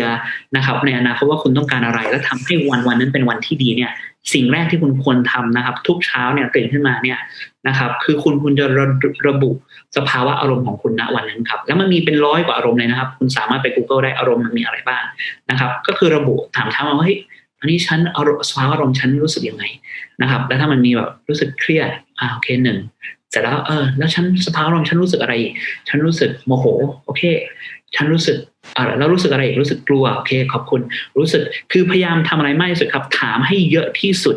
นะครับถามให้เยอะที่สุดจนถามให้แบบจนแม่งคือทุกอารมณ์ที่คุณระบุออกมามันออกมาแล้วและการแค่ถามแล้วระบุอารมณ์นั้นเนี่ยมันทำให้คุณแยกแยะระหว่างตัวคุณกับอารมณ์และการที่คุณแยกแยะตัวคุณกับอารมณ์เนี่ยมันทำให้พื้นที่คุณมีเวลาคิดนะครับแล้ว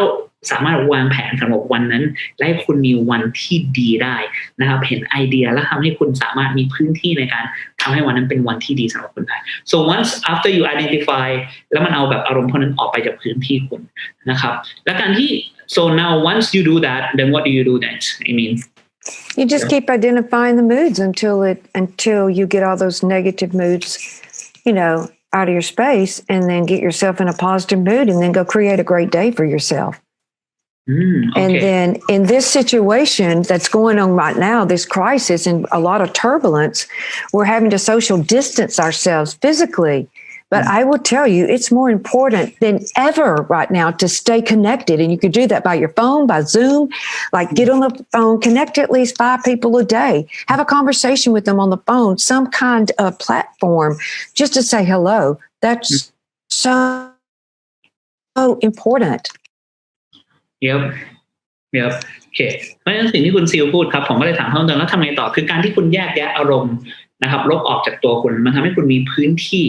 นะครับเอาอารมณ์ออกจากพื้นที่นั้นเนี่ยและทำให้คุณสามารถไปทำให้วันนั้นเป็นวันที่ดีที่สุดของคุณได้นั่นคือสำคัญมากๆแล้วคีย์คือในยุคนี้ที่เรียกว่า social distance เนี่ยคือคุณต้องแยกแยะตัวเองออกจากทุกคนเนี่ยคีย์มากๆคือพอคุณแยกแยะออกเนี่ยแต่มันสำคัญมากๆที่คุณต้อง connect กับคนอื่นเชื่อมต่อคนอื่นอยู่ตลอดเวลาพยายามโทรหาคนอย่างน้อย5คนคุยกับคนอย่างน้อย5คนผ่านโทรศัพท์ก็ได้หรือ LINE หาคุยก็ได้ครับการที่คุณเชื่อมต่อกันมันสำคัญมากๆนะครับแล้วพยายามทำให้คนที่อยู่ในทีมของคุณนะครับหรืออยู่ในพื้นที่ของคุณนะครับในบ้านคุณพยายามให้เขาคุยกับเขาเยอะๆอย่าพยายามอยู่แค่บนมือถือนะครับ Yes, Ceil. But the problem is a lot of people are stuck on their phones because it's easy to go because it's easy not to experience the shock, the pain, the boredom, and to be on the phone or TV all day instead of being connected to people. And that's what creates a lot of, I think, more depression. What do you say about that? Yeah. Well, what I say about that is you really can't afford. You really can't. I mean, it's a lot. That's quite sabotaging yourself if you do that because, being on your phone, you're not actually in present time. You're not actually, moving forward. You're wasting your time and sabotaging yourself. So again, the way I would handle that is if I start spending a lot of time on my phone or if I went and got on the TV and started watching a lot of TV, I mean, I'd have to take a look at myself and say, okay, so what is it about this situation? Am I not willing to experience what am I sitting in and identify it? So, because you need to get into action, get into action. And that's the only way you learn how to if you're taking the right steps or if you're taking the incorrect steps. But being connected to people is so important at this time. โอเคเพราะฉะนั้นผมก็เลยถามคุณซิลครับว่าเฮ้ยแต่ประเด็นคือสำหรับบางคนเนี่ยคือเพราะอารมณ์มันเยอะมากๆสิ่งที่เกิดขึ้นคือแบบคุณเลยไม่ค่อยเชื่อมต่อกับคนนะคุณอยากจะอยู่แค่อะไรครับบนมือถือตลอดเวลานะครับอยากจะนั่งอยู่บนจอตลอดเวลาดูทีวีตลอดเวลาอ่านข่าวในมือถือตลอดเวลาแทนที่จะเชื่อมต่อกับคนคุยกับคนหรือทำในสิ่งที่คุณควรทำเนี่ยนะครับแล้วคุณซิลก็บอกการที่คุณอยู่บนมือถือใครรู้จักคนที่อยู่บนมือถือตลอดเวลาบ้างครับพิมพ์เข้ามาหน่อยนะครับถ้าคุณรู้จักคนที่อยู่บนมือถือตลอดเวลาคือการที่คุณอยู่บนมือถือตลอดเวลาเนี่ยนะครับสิ่งที่เกิดขึ้นคืออะไรครับคือคุณไม่ได้อยู่ในปัจจุบันนะครับและการที่คุณไม่ได้อยู่ปัจจุบันเนี่ยคำถามที่ซีลถามบอกให้ถามตัวเองนะครับคือมันมีอะไรเกี่ยวกับสถานการณ์ตอนนี้ตอนนี้เนี่ยที่ฉันไม่พร้อมที่เผชิญอยู่หรือฉันกำลังหลีกหนีจากมันอยู่นะครับคือการที่คุณถามคำถามเนี่ยมันมีอะไรในเหตุการณ์ตอนนี้นะครับที่คุณเนี่ยไม่กล้าที่เผชิญไม่อยากจะเผชิญนะครับหรือไม่พร้อมที่เผชิญอยู่นะครับแล้วมันก็จะขึ้นมาว่าคุณพยายามหลีกหนีกับการไม่อยู่กับปัจจุบันคุณพยายามจะคือแบบคุณพยายามจะทำอะไรครับคุณพยายามจะหลีกหนีนะครับอารมณ์ของตัวเองเพราะอารมณ์มันอาจจะเจ็บปวดมากๆหรือมันทำให้คุณอาจจะเบื่อมากๆนะครับคุณเลยไม่กล้าเผชิญกับสถานการณ์ปัจจุบันนะครับทำให้คุณต้องอยู่ในมือถือตลอดเวลาแล้วไม่เชื่อมต่อกับคนไม่ทำในสิ่งที่คุณทำหรือลองผิดลองถูกอยู่ในแอคชั่นตลอดเวลานะครับโอเคCeil. And I would like to say one thing. Let's go back to that example of you. So you explained to everyone what you were feeling last week. You were sad, and I don't know how else you were feeling, but what did you do? How did you switch that? What did you do that turned that whole situation around? นะครับคือคุณซีก็ถามผมว่าเฮ้ยที่ผมเล่าเหตุการณ์ของผมเนี่ยอาทิตย์ที่แล้วผมรู้สึกเศร้าอยู่นะครับเพราะผมโดนแคนเซิลงานจากผู้กองที่ผมต้องทำอีเวนต์เนี่ยมีคนมา 50-60 คนแล้วผมแคนเซิลเพราะว่ามันจัดไม่ได้นะครับผมก็เศร้าอยู่วันนึงครับแล้วสิ่งที่เกิดขึ้นคือคุณซีก็ถามว่าแล้วผมทำอะไรถึงจะเปลี่ยนมันได้คือวิธีที่ผมทำเปลี่ยนมันได้เนี่ยคือผมเศร้าเลยนะครับผมเครียดนั่งอยู่บ้านเครียดจริงๆเศร้าจริงๆเพราะรู้สึกแบบเฮ้ยมันเหมือนมันไม่ได้เกี่ยวกับเงินไม่มีนะครับเพราะเราก็หาเงินได้แต่มันเหมือนมันสูญเสียเกมที่ผมอยากเล่นไปผมอยากทำไปนะครับแล้วสิ่งที่เกิดขึ้นคือโชคดีว่าผมมีอยู่ในเหตุการณ์ที่ถูกต้องพื้นที่ที่ถูกต้องแล้วมีคนอยู่ที่ถูกต้องอยู่รอบข้างผมเนี่ยเขา เขาเลยพออยู่ในบรรยากาศที่มันใช่เนี่ยเขาเลยบอกผมเฮ้ยทำไมไม่ลองออนไลน์ทำไมไม่ทำ virtual สัมมนาทำไมไม่เปลี่ยนจากขายบนทำไมไม่เปลี่ยนจากขายบนเวทีมาขายออนไลน์หรือทำอะไรออนไลน์แทนสิ่งที่เกิดขึ้นคือผมก็เลยไปลองทำดูครั้งแรกครับทำเว็บบินาร์ครั้งแรกแล้วพอทำเว็บบินาร์ครั้งแรกเนี่ยไม่ติดกล้าขายได้800,000 บาทนะครับผมก็เลยรู้สึกเฮ้ยนี่แม่งเป็นเกมใหม่ของผมนะครับพอมันเป็นเกมใหม่ของผมเนี่ยผมก็เลยเริ่มกลับมามีชีวิตชีวามากขึ้นเหมือนผมค้นพบเกมอีกเกมหนึ่งที่ผมสามารถเล่นได้นะครับเกมใหม่ so I told them that I changed from like doing offline to be doing online started selling online then I found my new game and that's why I became excited again Yeah, that's great example short and sweet started doing it and how's it working for you now awesome yeah it's that simple and for those of you who may not know what your next game is or how to shift your game, listen to these guys. They're giving phenomenal information in what they're teaching online. I mean, you're cooped up in your house. This is the time to do it. Get educated, learn something new each day, and try it. So สิ่งที่คุณซิลพยายามพูดครับก็คือเหมือนที่ให้ตัวอย่างผมเนี่ยคือคุณต้องหาเกมใหม่เร็วแล้วจะรู้ได้ไงครับลองทำครับลองผิดลองถูกนะครับซิล so I want to ask this like there are people who like they're working like you talk can we talk about red zone yellow zone and green zone can we talk about that a bit yeah you give example of that like what's so there are 4 zones we play in in the red zone you're basically not getting what you want. I'm going to keep this very simple. You're not getting what you want and this person basically walks around all the time in life with an upside down smile on their face not getting what they want. Yep. Wrong place wrong time. คุณซิลก็บอกว่าคือจริงๆเดี๋ยวเราจะพูดถึงนั้นนะครับเดี๋ยวเราจะมาถามคำถามซิลบอกว่าคนเราเนี่ยมี4โซนนะครับที่เราใช้ชีวิตอยู่ในนะครับมี4พื้นที่เราใช้ชีวิตอยู่ใน4พื้นที่นี้ตลอดเวลาพื้นที่แรกคือเราเรียกว่า red zone red zone คืออะไรครับคุณไม่ได้ในสิ่งที่คุณต้องการในชีวิตอยู่คุณใช้ชีวิตแบบไม่ได้ในสิ่งที่คุณต้องการพอใช้ชีวิตแบบไม่ได้ในสิ่งที่คุณต้องการเนี่ยคือคุณก็เลยจะรู้สึกแบบแย่ตลอดเวลารู้สึกแบบโมโหตลอดเวลารู้สึกบึ้งตลอดเวลาเศร้าตลอดเวลาแล้วโจมตีคนอื่นด้วยประเด็นคือคุณอยู่ในพื้นที่ที่ไม่ถูกต้องนะครับอยู่กับคนไม่ถูกต้องเวลาก็ไม่ถูกต้องทุกอย่างแม่งแย่ไปหมดนะครับแล้วคนบางคนแม่งอยู่ในนั้นจริงๆนะครับโอเคนั่นคือสาเหตุที่คนบางคนแม่งเจอใครแม่งก็โจมตีนะครับไอ้พวกที่โจมตีคนที่ทำอะไรออนไลน์คือพวกนี้แหละครับโอเค yes Ceil yep thank you and in the yellow zone that's the zone that school kind of programs you to be basically work for others mediocre just do what you have to do to get by, go to work to get a paycheck to pay the bills, but you're really not doing what you truly love to do. You'll have some wins. You're better at working with things versus people. This kind of, the look on this person's face primarily would be, so-so. Just so-so. นะครับก็มันก็จะมีโซนสีเหลืองครับเป็นโซนที่โรงเรียนเนี่ยสอนเราให้เป็นแบบนั้นครับคือเป็นโซนที่แบบคือคุณก็ทำตามคนอื่นอ่ะไม่ได้ทำในสิ่งที่คุณอยากได้จริงๆนะครับคือสอนให้แบบก็เรียนจบไปหางานทำนะครับก็คือไม่ได้ทำในสิ่งที่คุณอยากทำจริงๆชีวิตมันก็งั้นแหละโอเคหาวิธีแก้โดยการช้อปปิ้งในอะไรอย่างนี้แต่ไม่ได้ในสิ่งที่ตัวเองอยากได้ในชีวิตจริงๆนะครับโอเค and then there's yeah and then in the green zone.That's you basically being your true self. You're in the right place at the right time. You feel a zest and a love for life, and you're doing what you love. And when you're doing that, the other thing that happens is you're naturally loving yourself. And when you naturally love yourself, you feel friendly. You're able to work with others. You feel quite expanded. Life's kind of effortless. You think a thought, it happens. You know, Napoleon Hill says, think and grow rich. That's why it's so important to have you guys attention everyone on this call on the positive not over here in fear because again it's very mobilizing โอเคนะครับแล้วปีนโซนคืออะไรครับปีนโซนคือคุณทำในสิ่งที่คุณอยากทำจริงๆทำในสิ่งที่คุณรักจริงๆนะครับชีวิตมันเหมือนแบบเรียบง่ายนะครับอะไรก็ง่ายไปหมดนะครับแล้วคุณก็ได้ในสิ่งที่คุณอยากได้นะครับแล้วก็คุณก็อยู่ในอารมณ์ที่เชิงแบบเขาเรียกอะไรครับอารมณ์เชิงแบบบวกอยู่ตลอดเวลานั่นคือสาเหตุที่คุณซีบอกครับคุณต้องออกจากอารมณ์เชิงลบให้ได้นะครับถ้าคุณติดอยู่ในความกลัวเบื่อหน่ายนะครับแล้วก็แบบคือแบบความตื่นตระหนกเนี่ย ต้องย้ายออกจากตรงนั้นมาอยู่ในพื้นที่ที่บวกให้ได้นะครับโอเคAnd then when you're in the golden magic zone, I mean, I know a lot of you have experienced this. Athletes, if you've ever played kind of any sports, you hear the sports people talk about it all the time. Like, they are able to hit the golf ball and the hole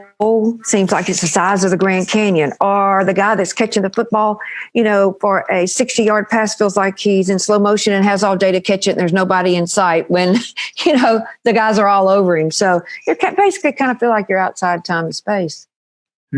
คือแล้วมันก็จะมีอันสูงสุดเขาเรียกว่าโกลโซนครับโกลโซนเนี่ยเป็นพื้นที่ที่เขาเรียกอะไรครับนักกีฬาหลายคนถ้าคุณเคยฟังสัมภาษณ์จริงๆเนี่ยเวลาแม่งอยู่เหนือเวลาและพลังงานแบบแม่งอยู่นอกเหนือนี้ไปเลยครับคือเวลาตีกอล์ฟเขาโฟกัสอยู่กับมันมากจนแบบไม่เห็นอะไรรอบข้างอยู่นอกเหนือเวลานะครับแล้วเวลาตีกอล์ฟเนี่ยคือแทนที่แบบเห็นหลุมแม่งอยู่ไกลเล็กๆอ่ะหลุมแม่งดูใหญ่โคตรๆนะครับทุกแล้วไม่เห็นใครเลยคือมันอยู่ในพื้นที่ที่แม่งหลุดแบบคืออยู่ในโซนที่เขาเรียกโซนสีทองครับเป็นโซนโกลโซนเนี่ยนะครับซึ่งนักกีฬาหรือบางคนเคยเกิดคือบางคนเคยเผชิญอยู่ในโซนนี้เนี่ยก็อย่างน้อยครั้งหรือ2ครั้งในชีวิตแน่ๆนะครับ yes yep good so those are the 4 zones and when the question I get asked most common is how do I get in the green zone what's the fastest way and the fastest way is to be doing what you loveนะครับคนก็จะถามคุณซิลมากแล้วทำไงให้ไปถึงกรีนโซนวิธีที่เร็วที่สุดคือทำในสิ่งที่คุณรักครับ yes Ceil yep But when I had my 19-year career in the insurance industry, I wasn't able to do what I love. I wanted to do what I'm doing right now, but because that's what paid my bills. That's how I was surviving. So what I did was I started learning to do this, what I'm doing now, and I started doing this a little bit and getting clients a little bit on the side as a part-time while I was learning and apprenticing, and also kept my other job that was paying my bills. And then finally, I got in a situation where I could exit that career and get into the other one. So I did it sanely. I didn't just jump out, and not be able to pay my bills. You can't do that. It's too stressful. Okay. So คุณซิลก็เลยพูดต่อครับว่าคนถามคุณซิลว่าเฮ้ยจะทำยังไงให้อยู่ในกรีนโซนวิธีง่ายๆครับทำในสิ่งที่คุณอยากทำจริงๆหรือรักจริงๆแต่คีย์คือบางครั้งมันไม่ง่ายคุณซิลบอกบางครั้งคุณติดอยู่ในงานเพราะคุณต้องมีค่าใช้จ่ายมีค่าใช้จ่ายที่คุณต้องจ่ายทุกเดือนคุณซิลก็เหมือนกันครับเขาติดอยู่ในงานที่เขาไม่ได้ชอบไม่ได้รักจริงๆอยู่19ปีเพราะมันจ่ายค่าเช่าเขาจ่ายค่าหลายๆอย่างแต่คีย์คือพอเขาเริ่มรู้สิ่งนี้เขาก็เลยเริ่มทำในสิ่งที่เขาชอบคือสิ่งนี้ครับมาเป็นโค้ชในเรื่องนี้เนี่ยทำเป็นพาร์ทไทม์ก่อนนะครับค่อยๆฝึกนะครับทำทีละนิดจนเขาเริ่มเก่งเขาเลยสามารถชิฟต์ออกมาทำในสิ่งที่เขารักได้ตลอดเวลาแล้วไม่อยู่ในกรีนโซนนะครับโอเคซิล Good so should we take some questions I mean is there anything else we need to share with them there's a question that how do you shift your game how do you shift your game?The first thing is knowing what it is, identifying and knowing what it is you really, really love to do. Yeah. Okay? Yeah. And if you don't know that, what I would encourage you to do is go back to when you were really little and kind of evaluate all the things and look at all the things you've ever did and find those times when you were really doing what you really loved.And that will be your guiding, that will be your something to put your attention on so you can get into the area and do what you really love. Find the things that you enjoy the most and then look at how could you make that and make money at that. Okay. Now, if you already know what your game is, like Rommie already had his game. One minute, I'll translate that. Sorry. Okay. เพราะฉะนั้นเนี่ยคือคำถามนะครับคือคำถามคือทำยังไงเนี่ยถ้าเปลี่ยนเกมนะครับหรือเปลี่ยนจะเกมยังไงนะครับเปลี่ยนเกมของตัวยังไงคุณซิลบอกว่าให้ค้นหาว่าคุณเนี่ยชอบรักที่จะทำอะไรมากๆหรือชอบที่จะทำอะไรสุดๆให้หาสิ่งนั้นให้ได้ตอนนี้คีย์คือสำหรับบางคนแม่งไม่ง่ายแม่งยากในการที่จะหาคุณซิลเลยบอกว่าให้ลองถามตัวเองครับมองกลับไปตั้งแต่ย้อนอดีตกลับไปตั้งแต่คุณเด็กอยู่จนถึงปัจจุบันเนี่ยแล้วให้พยายามเขียนลงมาแล้ววิเคราะห์ครับว่าสำหรับทุกสิ่งทุกอย่างที่คุณเคยทำมานะครับแล้วลองเขียนออกมาว่าคุณชอบอะไรไม่ชอบอะไรแล้วเน้นอันที่ชอบแล้วรักเนี่ยนะครับแล้วดูมันว่าอันไหนที่คุณรักที่ยังทำอยู่ยังชอบที่ยังทำอยู่นะครับแล้วรักมันขนาดไหนแล้วก็ลองหาวิธีดูครับว่าจะเปลี่ยนนั่นน่ะให้เป็นให้มันทำณปัจจุบันได้ยังไงถ้าคุณรักมันจริงๆแล้วจะทำเงินจากมันได้ยังไง นะครับแล้วคุณซีก็จะคุยต่อ Yep. And like you're a great example. You already had your game, but some things happened to where you couldn't do it anymore. So you had to go to plan B. Well, how can I do it? Oh, well, we're going to try this. We're going to do this. And look at what happened. Oh my God, it was so successful, But before, I don't know what you were thinking. What were you thinking? Were you thinking it was going to be successful, or did you have a little bit of fear around it? You tell me. คุณซิลก็บอกผมว่าคุณซิลก็พูดว่าเฮ้ยของเราดูของโรมี่ตอนแรกเขามีเกมหนึ่งที่เขาสำเร็จอยู่แล้วแต่อยู่ดีทำไม่ได้เนี่ยก็เลยจะมาทำอีกเกมหนึ่งก็เลยค้นหานะครับแล้วก็แต่พอเจอเนี่ยเกมออนไลน์เนี่ยแล้วประเด็นคืออะไรเกิดอะไรขึ้นคุณรู้สึกยังไงก็คือซิลแล้วเดี๋ยวผมก็จะอธิบายคุณซิลแล้วแปลให้คุณฟัง so I realized my game is not only seminar but to sell. That's my game. And once I am able to sell again, I feel that that's my game. So I can't sell offline, but I'll sell online. So that's like wow. Yeah. That's a great example. Yeah. เพราะฉะนั้นเกมของผมก็คือการขายครับไม่ได้แค่สอนอย่างเดียวการขายถ้าผมขายออฟไลน์ไม่ได้ผมก็มาขายออนไลน์แทนนะครับนั่นคือเกมของผมชอบขายนะครับเกมของคุณคืออะไรแต่สิ่งที่ผมจะถามเพิ่มเติมเนี่ยคุณซิลผมอยากให้คุณฟังใครรู้สึกมีประโยชน์อยู่บ้างครับพิมพ์ว่ามีประโยชน์อะไรครับผมอยากรู้แล้วเดี๋ยวเราจะเปิดให้ถามคำถามนะครับให้ถามคำถามนะครับเปิดให้ถามคำถามพิมพ์มาหน่อยครับว่ามีประโยชน์ and Ceil so I just want to ask is it possible to be green zone in one area of your life and not the others? Yeah, absolutely. That's a great question. So I'm glad you asked that. So think about some of these athletes. Think about some of the musicians, real famous musicians who are very, very green zone in their area. Okay. Their performance. I mean, they're like actually green and go zone, complete masters. But then they go off and maybe they get involved in a crazy relationship, or they betray their wife, or they get into drugs, or they do something that's discreditable and ruins their reputation. I mean, I'm sure that many names are flashing to view as I'm sharing this. So it's not that they're not green zone in their sport or their area of expertise, but these other areas, they're completely red zone. I mean, basically they're very masterful, and then they go off in these other areas because they don't know how to handle that success, or they do something that will be very quite red zone. So absolutely, you can be very masterful in green and gold zone in one area, but red zone in the other.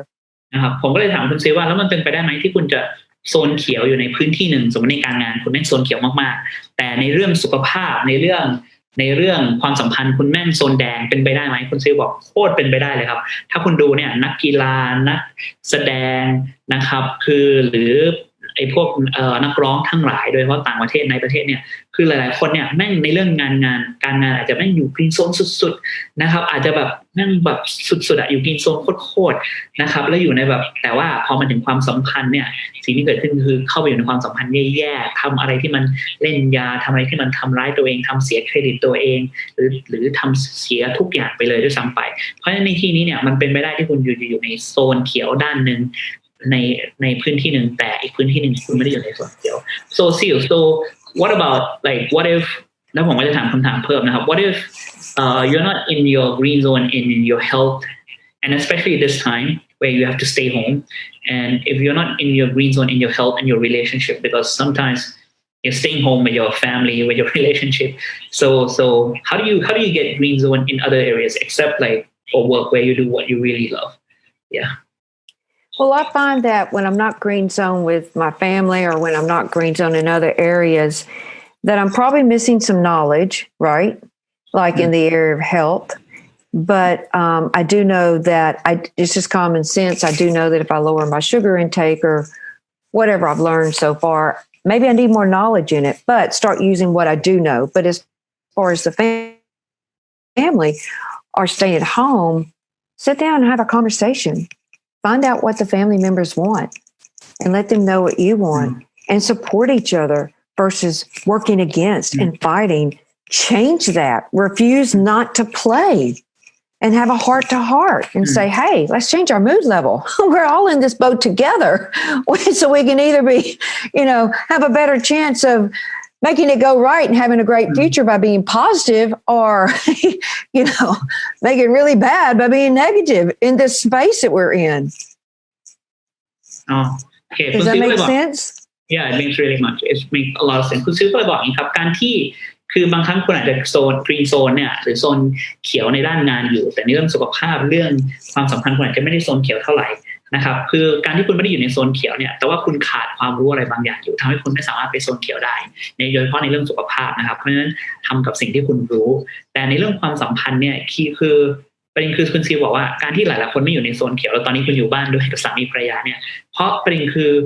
เขาไม่ได้ในสิ่งที่เขาต้องการคุณไม่ได้ในสิ่งที่คุณต้องการแล้วมันไม่มีการนั่งแล้วคุยกันเปิดอกคุยกันเปิดใจคุยกันครับพอไม่มีการคุยกันแบบชัดเจนสิ่งที่เกิดขึ้นคืออะไรครับเขาก็ไม่ได้ในสิ่งที่เขาต้องการคุณก็ไม่ได้ในสิ่งที่ต้องการในความสัมพันธ์ก็เลยเกิดอารมณ์ลบขึ้นมาแล้วก็เลยเกิดการเล่นเกมโทษกันไปโทษกันมาเพราะฉะนั้นคุณต้องเลิกที่คุณต้องเลือกที่จะเลิกเล่นเกมนั้นครับแล้ววิธีที่ง่ายคือคุยใจต่อใจเลยครับเราคุยกันเขาต้องการอะไรคุณต้องการอะไรแล้วมาเจอกันครับเพราะไม่งั้นเนี่ยมันจะไม่มีทางคือทั้งสองคนจะไม่ได้ในสิ่งที่คุณต้องการแล้วมันก็เลยจะเกิดไปโซนแดงทั้งสองฝ่ายนั่นคือสิ่งที่คุณซิลพูด Yep, Sim. Yep. Good. Yep. I think that's great. That's great. Anything else or any other questions? I'll just open up for a question. มีใครมีคำถามอะไรไหมครับเราจะเปิดให้ถามคำถาม So we're opening up for questions.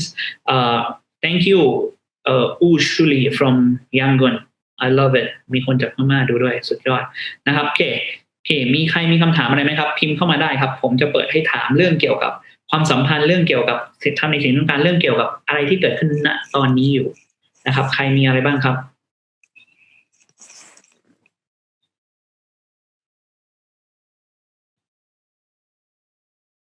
โอเคนะครับโอเค so there's two questions นะครับเริ่มจากคุณณัฐวุฒิก่อนคือถ้ารู้แล้วว่าชอบอะไรเช่นผมชอบดูคนพูดสร้างแรงบันดาลใจและอยากทำแบบนั้นบ้างแต่ไม่รู้จะเริ่มต้นอย่างไรควรทำอย่างไรดีการเริ่มต้นควรเริ่มจากอะไรเป็นคำถามที่ดีผมคิดว่าผมมีคำตอบแต่ผมไม่แชร์ให้คุณซิลแชร์ก่อน so there's a question that if I already know what I like says like I like people who kind of like who not only motivates but kind of inspire people. Like I like a lot of inspiring video online, and I would like to do that, inspire people and be an inspiration to people. And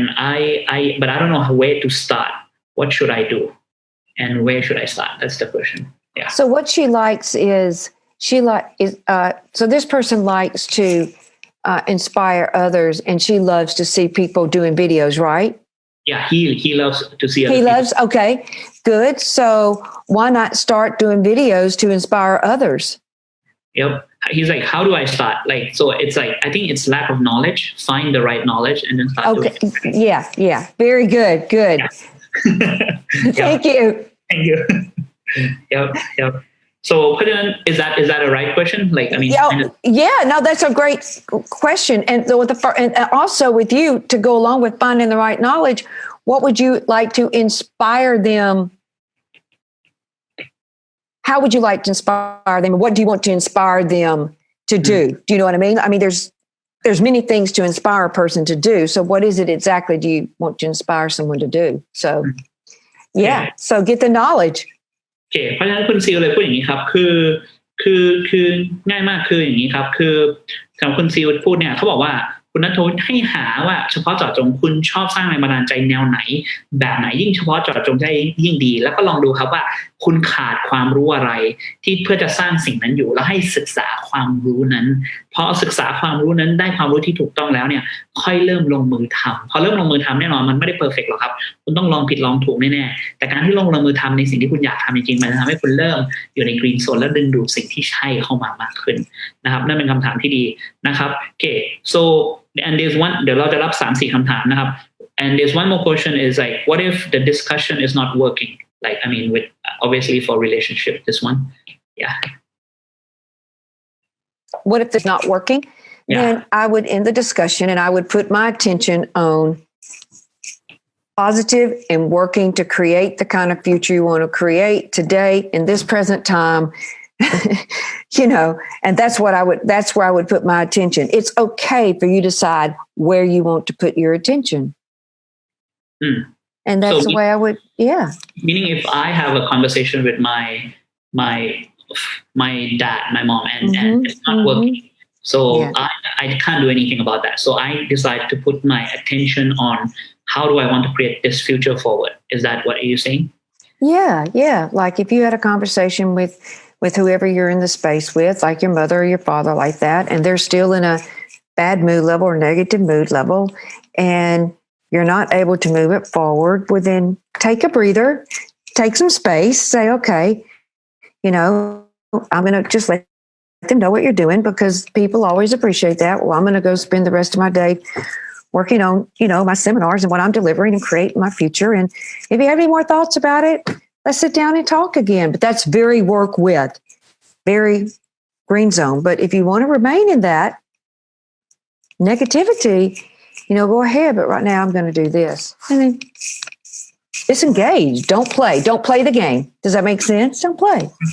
คืออย่าไปเล่นเกมที่เขาวางกับดักไว้ครับนั่นคือสิ่งที่คุณซีลพูดคือง่ายๆคือถ้านั่งแล้วคุยแล้วไม่เวิร์กเนี่ยก็ลองดูครับเราจะเอาให้ความสนใจของเราหรือโฟกัสไปอยู่เรื่องไหนในการสร้างอนาคตที่เราอยากสร้างในแบบนี้นะครับแต่อย่าไปเล่นเกมอย่าไปคอยแบบเขาฉุดอารมณ์ลงไปแล้วไปเล่นเกมกับเขานะครับการคือเราทำสร้างอนาคตในแบบที่เราอยากสร้างแล้วพอไม่เวิร์กก็นั่งคุยใหม่นะครับแต่มันเป็นการทำงานร่วมกันแบบพยายาม work with นะครับแล้วก็คือมันดีกว่าที่เราแบบหลีกเลี่ยงแล้วก็ตายด้านนะครับแต่เราพูดอยู่ตลอดเวลาแล้วถ้าเขารับไม่ได้จริงๆสุดท้ายเราอาจจะต้องถามตัวเองเราต้องการอยู่ในพื้นที่แบบนั้นไหมนะครับนั่นคือสิ่งที่คุณซีลพูด and Ceil so they are one person she says that she wants to stop thinking about the same thing so what do you have about that So what would she like to think about? What would she like to think about? คือคุณสวัสดีอยากจะคิดเรื่องอะไรครับแค่ไม่อยากคิดเรื่องเดิมๆอยากจะคิดเรื่องอะไร maybe she's stuck in a loop that like she can't get out of it off that's what I think yeah so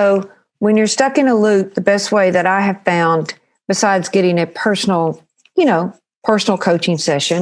I mean that's the fastest way to release it let go of it again if you can experience it and start to just let it dissipate but also where would you like your attention to be what would you like your attention to be on and redirect your attention on that will help a lot that'll help a lot that's the way I would handle it let go of it. Where would you like your attention to be? She said it's about her boyfriend. I think I think it's about her boyfriend. That's what she says. So without knowing, I would say she's probably had a shock. And I don't know.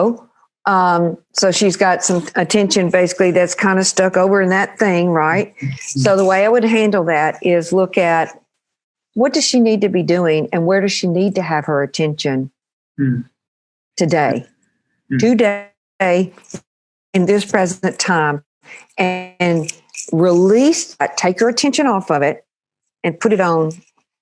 creating the kind of future she wants.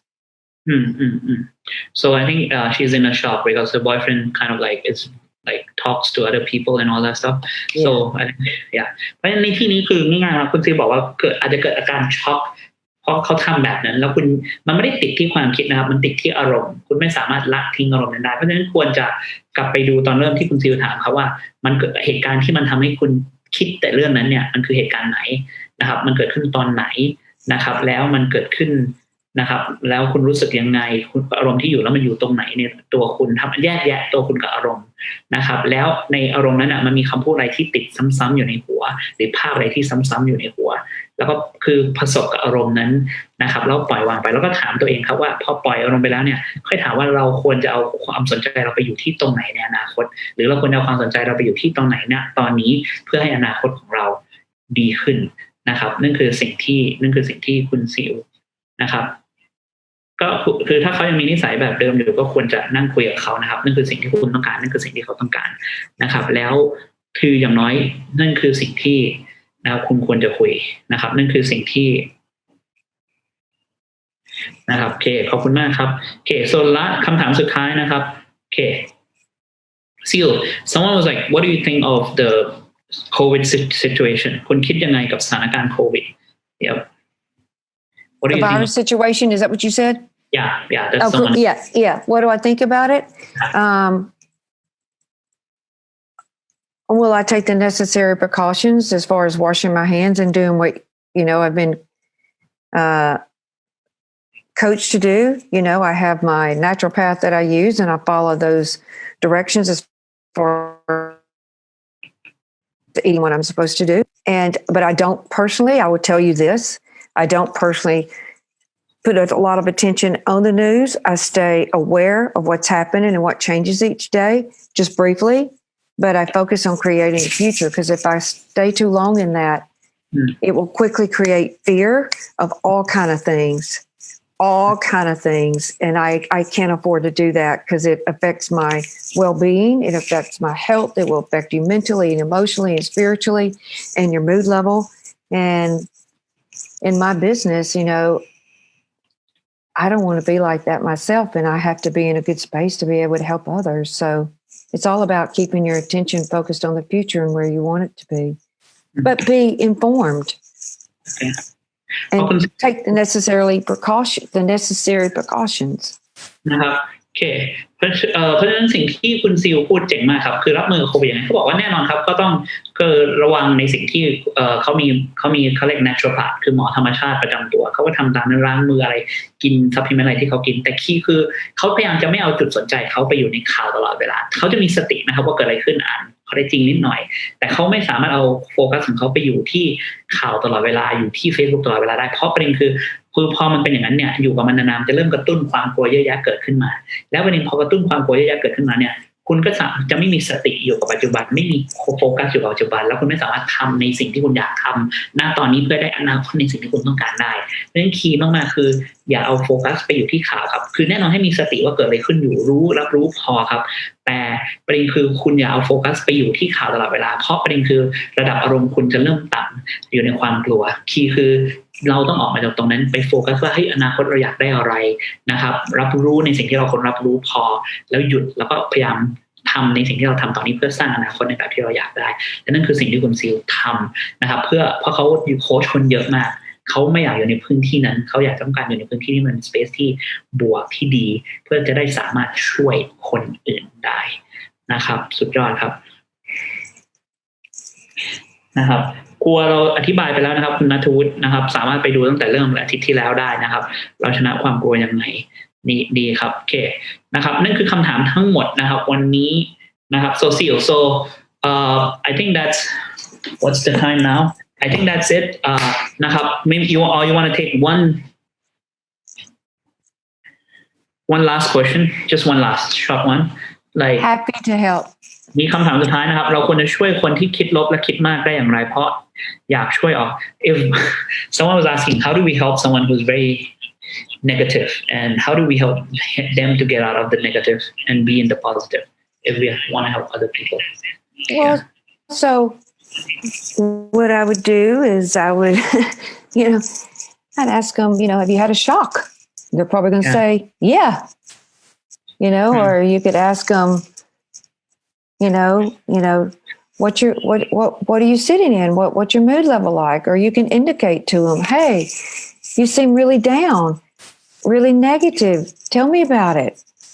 And, just be very present with them and let them tell you about it. And then, just listening to someone and not putting your stuff on it and letting them tell you about it helps tremendously because they feel like they've been heard, and also you can ask them, so get the idea of, what was the question? Putting their attention on, they're stuck, you said, or they're negative. So, so get them have them tell you all about it. Say, okay, so where would you like your attention to be? How would you like your future to be? Get them to tell you about that because that redirects their attention from over there to over here. What can we do today to have a great day? Oh, the other thing I didn't mention, we mentioned this on Sunday is, another way to get yourself in the zone, in the right place at the right time, is find some things you can be grateful about. Just some things. I mean, I had fear last week. I mean, I read something yesterday that I had some fear on. I was like, you know what? I know that's a possibility, but I am not going to focus on that. I just went about creating my day like I want. And guess what? People start reaching in and want to talk to me, just goes magical in the zone. ครับคำถามที่ดีมากครับคือคำถามดีมากครับคือคำถามเขาถามว่าเฮ้ยคือง่ายมากถ้ามีคนที่อยู่ในสภาวะที่มันลบนะครับแล้วคุณพยายามจะดึงเข้ามาเนี่ยคือถามคำถามเขาได้ครับถามเขาว่าเฮ้ยคุณมีช็อคอะไรที่เกิดขึ้นไหมนะครับเพราะปกติเขาอาจจะอยู่ในช็อคหรือคุณนั่งอยู่ในอารมณ์อะไรเนี่ยหรือระดับสภาวะอารมณ์คุณเป็นยังไงตอนนี้หรืออาจจะถามเพิ่มตรงที่คุณรู้สึกเศร้าคุณรู้สึกหงุดหงิดคุณรู้สึกโมโหเล่าให้ฟังหน่อยได้ไหมและการที่เวลาเขาเล่าให้ฟังเนี่ยเราพยายามอย่าใส่ยัดเยียดความรู้สึกเราหรืออารมณ์เราหรือความคิดเห็นเราแค่ฟังครับเพราะคนส่วนมากรู้สึกไม่ได้ถูกรับฟังการที่รับฟังเขาเนี่ยมันจะทำให้เขาปล่อยหลายๆอย่างออกมานะครับแล้วประเด็นคือคุณต้องค่อยถามพอปล่อยอารมณ์ปล่อยหลายๆอย่างออกมาแล้วเนี่ยแล้วถามให้เขารู้สึกอะไรเนี่ยคุณค่อยดึงความสนใจเขาไปอยู่ที่ไหนครับก็ถามว่าเฮ้ยแล้วคุณต้องการจะให้จุดสนใจคุณไปอยู่ที่ไหนนะตอนนี้ในอนาคตหรือในอดีตนะครับคุณต้องการให้อนาคตคุณเป็นยังไงนะครับหรือคุณต้องทำอะไรในวันนี้เพื่อให้วันนี้มันดีที่สุดนะครับหรือง่ายๆคือสิ่งที่เราพูดในไลฟ์ที่แล้วเนี่ยคือตรงข้ามกับความกลัวคือเราคือ gratefulness นะครับเราคือหาทุกเช้าหาอะไรที่คุณรู้สึกขอบคุณเห็นคุณค่าในสิ่งนั้นนะครับผมตื่นมาทุกเช้าเนี่ยพยายามจะเขียน10สิ่งที่ผมรู้สึกขอบคุณนะตอนนี้มันมีการ shift focus ของเราให้ไปมองในสิ่งที่มันใช่ครับเพราะถ้าคุณเอาโฟกัสอยู่ในความกลัวเหมือนคุณซิลบอกเขาอ่านอะไรอาทิตย์ที่แล้วรู้สึกว่าแม่งกลัวแล้วอาจจะเกิดขึ้นได้แต่คีย์คือเราต้องเปลี่ยนโฟกัสเราครับเฮ้ยฉันรู้สึกขอบคุณเรื่องอะไรเพราะไม่อยากจะอยู่ในพื้นที่นั้นนะครับอันนี้มีคนบอก you all want to persist it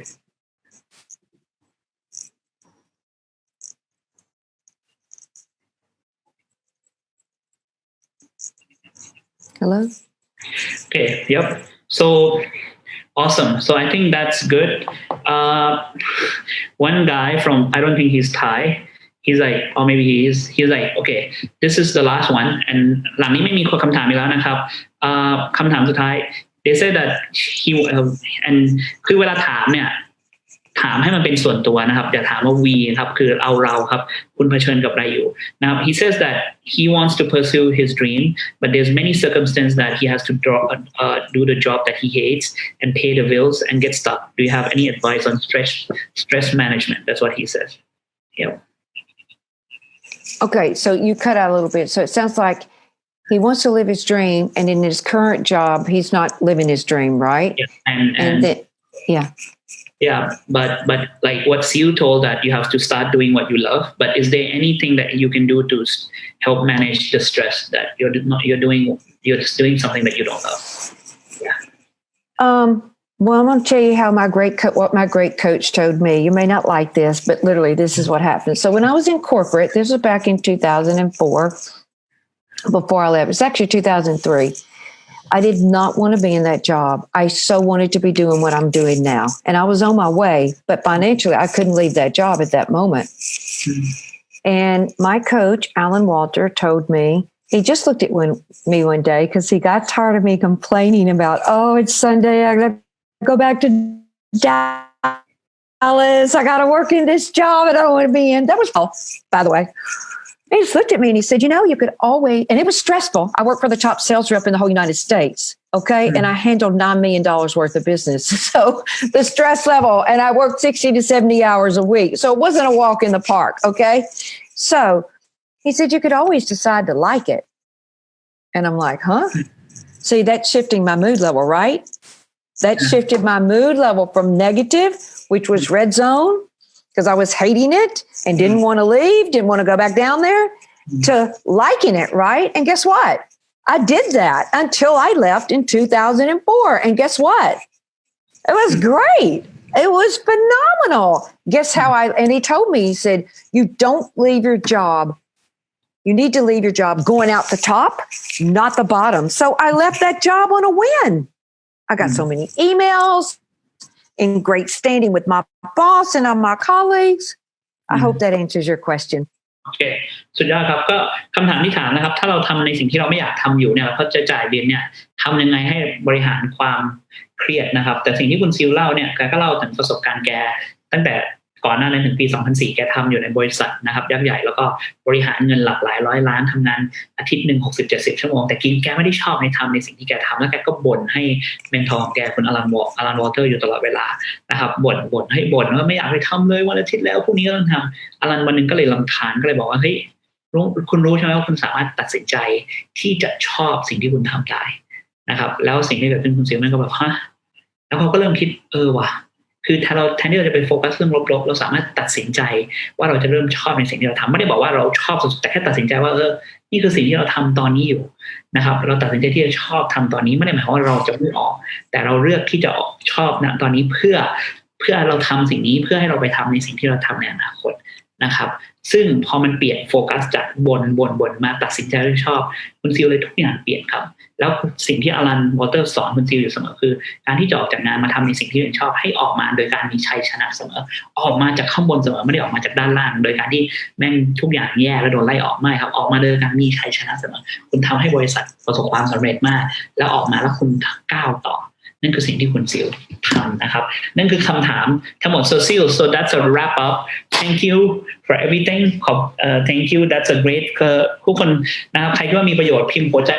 กดหัวใจมารัวนะครับพิมพ์บอกว่ามีประโยชน์นะครับสุดๆนะครับพิมพ์ประโยชน์เข้ามานะครับมีประโยชน์นะครับแล้วก็สุดยอดมากๆนะครับพิมพ์ขอบคุณคุณซิลหน่อยครับแล้วก็ไม่ต้องห่วงนะครับเราจะมีไลฟ์ดีๆแบบนี้นะครับอาทิตย์นึง2-3 ครั้งแน่ๆนะครับเพราะอะไรครับอย่างที่ผมบอกผมอยากจะเป็นแสงสว่างให้ผู้คนในการที่ข่าวไม่มีแต่เรื่องแย่ๆอะไรเยอะแยะมากมายคนโฟกัสแต่เรื่องนะครับทำงานไม่ได้ผมจะมาเป็น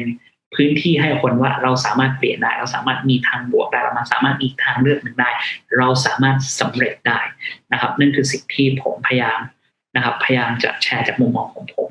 นะครับสุดยอดมากแนะนำนะครับสำหรับคนที่เพิ่งเข้ามาให้ดูตั้งแต่เริ่มนะครับคุณซิลให้เก็บความรู้อะไรเยอะแยะมากมายนะครับเจ๋งมากๆนะครับตอนนี้ก่อนไปเนี่ยคือซิล so I'll just start doing a bit of offer for them. Is that good with you? Yeah, and I wanted to say one more thing. I'll give you some of my secret sauce. The last thing I did that I've always done is I got coaching sessions.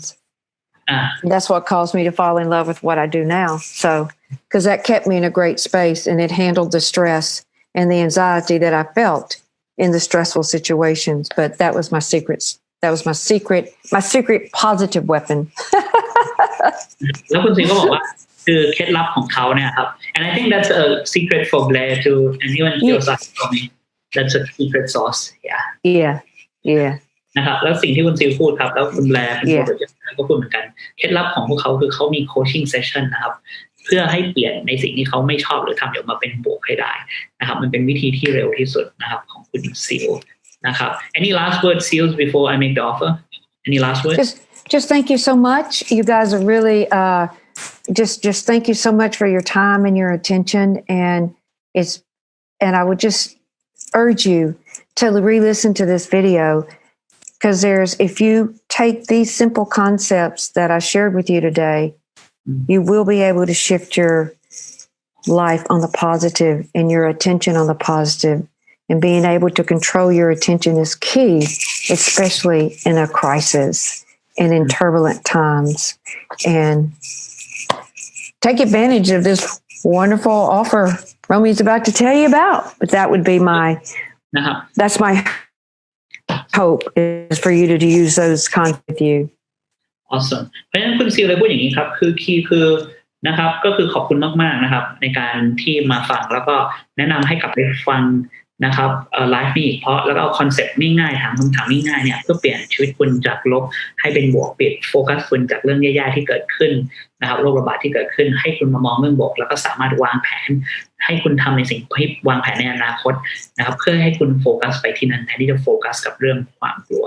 อย่างเดียวสุดยอดมากๆนะครับแล้วสุดท้ายคุณทีบอกว่าถ้าใครสนใจโคชชิ่งเซสชั่นเนี่ยเรามีออฟเฟอร์พิเศษนะครับแต่เราไม่ได้ขายคือเราแค่ประเด็นคือเพราะผมไม่อยากขายผ่านไลฟ์นะครับผมรู้สึกมันไม่ใช่คือสิ่งที่คุณซิลคุยกับผมเนี่ยเพราะมีหลายคนมาถามว่าอยากคุยกับคุณซิลหรืออยากจะคุยกับทีมงานแบบนี้เนี่ยเราก็เลยคุยกันว่าเฮ้ยมันจะมีนะครับคือง่ายๆถ้าคุณอยากจะโค้ชนะครับอยากรู้สึกติดอยู่จริงๆอยากจะได้รับการโคชชิ่งจากทีมงานคุณซิลซึ่งเป็นคนไทยด้วยนะครับ คือสิ่งที่เราทำก็คือมันจะมีนะครับมันจะมีสิ่งที่คุณสามารถได้เซสชั่นนะครับ introduction session กับทีมงานคุณซิลนะครับซึ่งเพื่อจะให้สร้างอนาคตของคุณและให้คุณหลุดออกมาจากอดีตเพื่อให้คุณเห็นอนาคตนะครับแล้วไม่ใช่แค่นั้นเรายังมีเป็นเลคเชอร์นะครับเกี่ยวกับเรื่องการรับมือกับช็อคโดยอาจารย์ของคุณซิลซึ่งแปลเป็นไทย The Coach Scene นะครับแล้วเราก็จะมีแบบเป็นรีพอร์ตเรื่องเกี่ยวกับชีวิตคุณว่าคุณอยู่ใน Green Zone ช่วงไหนนะครับ Red Zone ในพื้นที่ไหน Yellow Zone ในพื้นที่ไหนนะครับแล้วคุณก็จะได้อีกอันนึงก็คือว่าพลังงานชีวิตเนี่ยเป็นบทหนึ่งนะครับเป็นเรียกว่าพลังงานชีวิตเป็นยังไงและทำยังไงนะครับปกติรวมกันแล้วเนี่ยพวกนี้ก็เป็นหลายพันผมโค้ชกับซิลเนี่ยเขาแบล็กโรเบิร์ตแนะนำให้ผมโค้ชนะครับครั้งหนึ่งเป็นหมื่นนะครับแต่ครั้งนี้เนี่ยคือเพราะเขาอยากช่วยจริงๆนะครับก็คือทุกอย่างคือเราจะทำเป็นภาษาไทยนะครับอยู่ที่50เหรียญนะครับ50เหรียญนะครับถ้าคุณเป็นหนึ่งในคนที่50เหรียญก็คือ 1,000 นะครับ 1,600 บาทนะครับเพราะเราต้องเสียค่าภาษีค่านู่นค่านี้นะครับ 1,600 บาทนะครับก็คือ 1,600 บาทแต่ประเด็นคือวันนี้เนี่ยยังไม่ต้องโอนยังไม่ต้องไหนเพราะเราไม่ได้ขายคือถ้าคุณสนใจเนี่ยผมนะครับอยากให้คุณนะครับพิมพ์คำว่าสนใจมานะครับแล้วก็ส่งคือพิมพ์สนใจนะครับแล้วส่งชื่อกับเบอร์โทรมาเดี๋ยวเราติดต่อกลับไปนะครับเพราะผมอยากให้ทีมงานผมคุยกับคุณก่อนว่ามันตกลงเป็นยังไงอะไรยังไงช่วยได้ไหมนะครับโอเคนั่นเป็นซอฟต์ออฟเฟอร์สุดๆนะครับถ้าคุณสนใจก็พิมพ์คำว่าสนใจมานะครับคือเพราะคนหลายคนนั้นติดอยู่ยังก้าวมาไม่ได้นะครับการที่ได้คุยกับทีมงานคุณซิลเพิ่งเราคุยภาษาไทยเป็นคนไทยนะครับแล้วประเด็นคือนะครับแล้วก็คือคุณจะได้วิธีรับมือกับช็อคนะครับ introduction session แล้วก็ทำเทสว่าคุณอยู่ในโซนไหนบ้างนะครับอะไรประมาณนั้นนะครับแค่นั้นนะครับเพราะฉะนั้นวันนี้ขอบคุณมากๆ ซิล so thank you I just did an offer so that's done if they type in interested my team will contact them and Perfectขอบคุณทุกคนมากๆนะครับอย่างที่บอกพิมพ์สนใจมานะครับแล้วก็เอาขอชื่อแล้วก็เบอร์โทรมานะครับหรือกดลิงก์ถ้ามีลิงก์ถ้าทีมงานผมส่งลิงก์ไปก็ส่งลิงก์นะครับแค่พิมพ์คำว่าสนใจมาแล้วเดี๋ยวทีมงานจะติดต่อไปนะครับไม่ได้บอกว่าคุณจะต้องซื้อนะครับแต่นะครับเพิ่งเข้ามาเรียนต่อไปเรากับโค้ชจบโอเคครับก็คือคืออย่าลืมนะครับถ้าคุณเป็นหนึ่งในคนที่สนใจนะครับจะเซสชั่นนะครับเพื่อเคลียร์ช็อคเพื่อจะได้วางแผนในอนาคตคุณสามารถทำได้นะครับโดยพิมพ์คำว่าแค่สนใจไม่ได้สำหรับทุกคนนะครับแล้วเดี๋ยวทีมงานเราจะติดต่อไปนะครับเพราะฉะนั้นขอบคุณมากๆครับขอบคุณครับสวัสดีครับบ๊ายบาย Thank you Thank youผมเชื่อว่าวิดีโอหลายอันมีประโยชน์มากๆคุณอยากได้มันแบบนี้ส่งตรงมาหาคุณเกือบทุกวันเนี่ยผมแนะนำครับให้กด subscribe แล้วกดกระดิ่งผมทำวิดีโอแบบนี้ลงเกือบทุกวันเพราะฉะนั้นถ้าคุณอยากได้วิดีโอแบบนี้และอื่นๆอีกมากมายให้ความรู้แบบนี้เนี่ยคุณอยากได้มันแบบนี้นะครับกด subscribe แล้วกดกระดิ่งแล้วพบกันครับ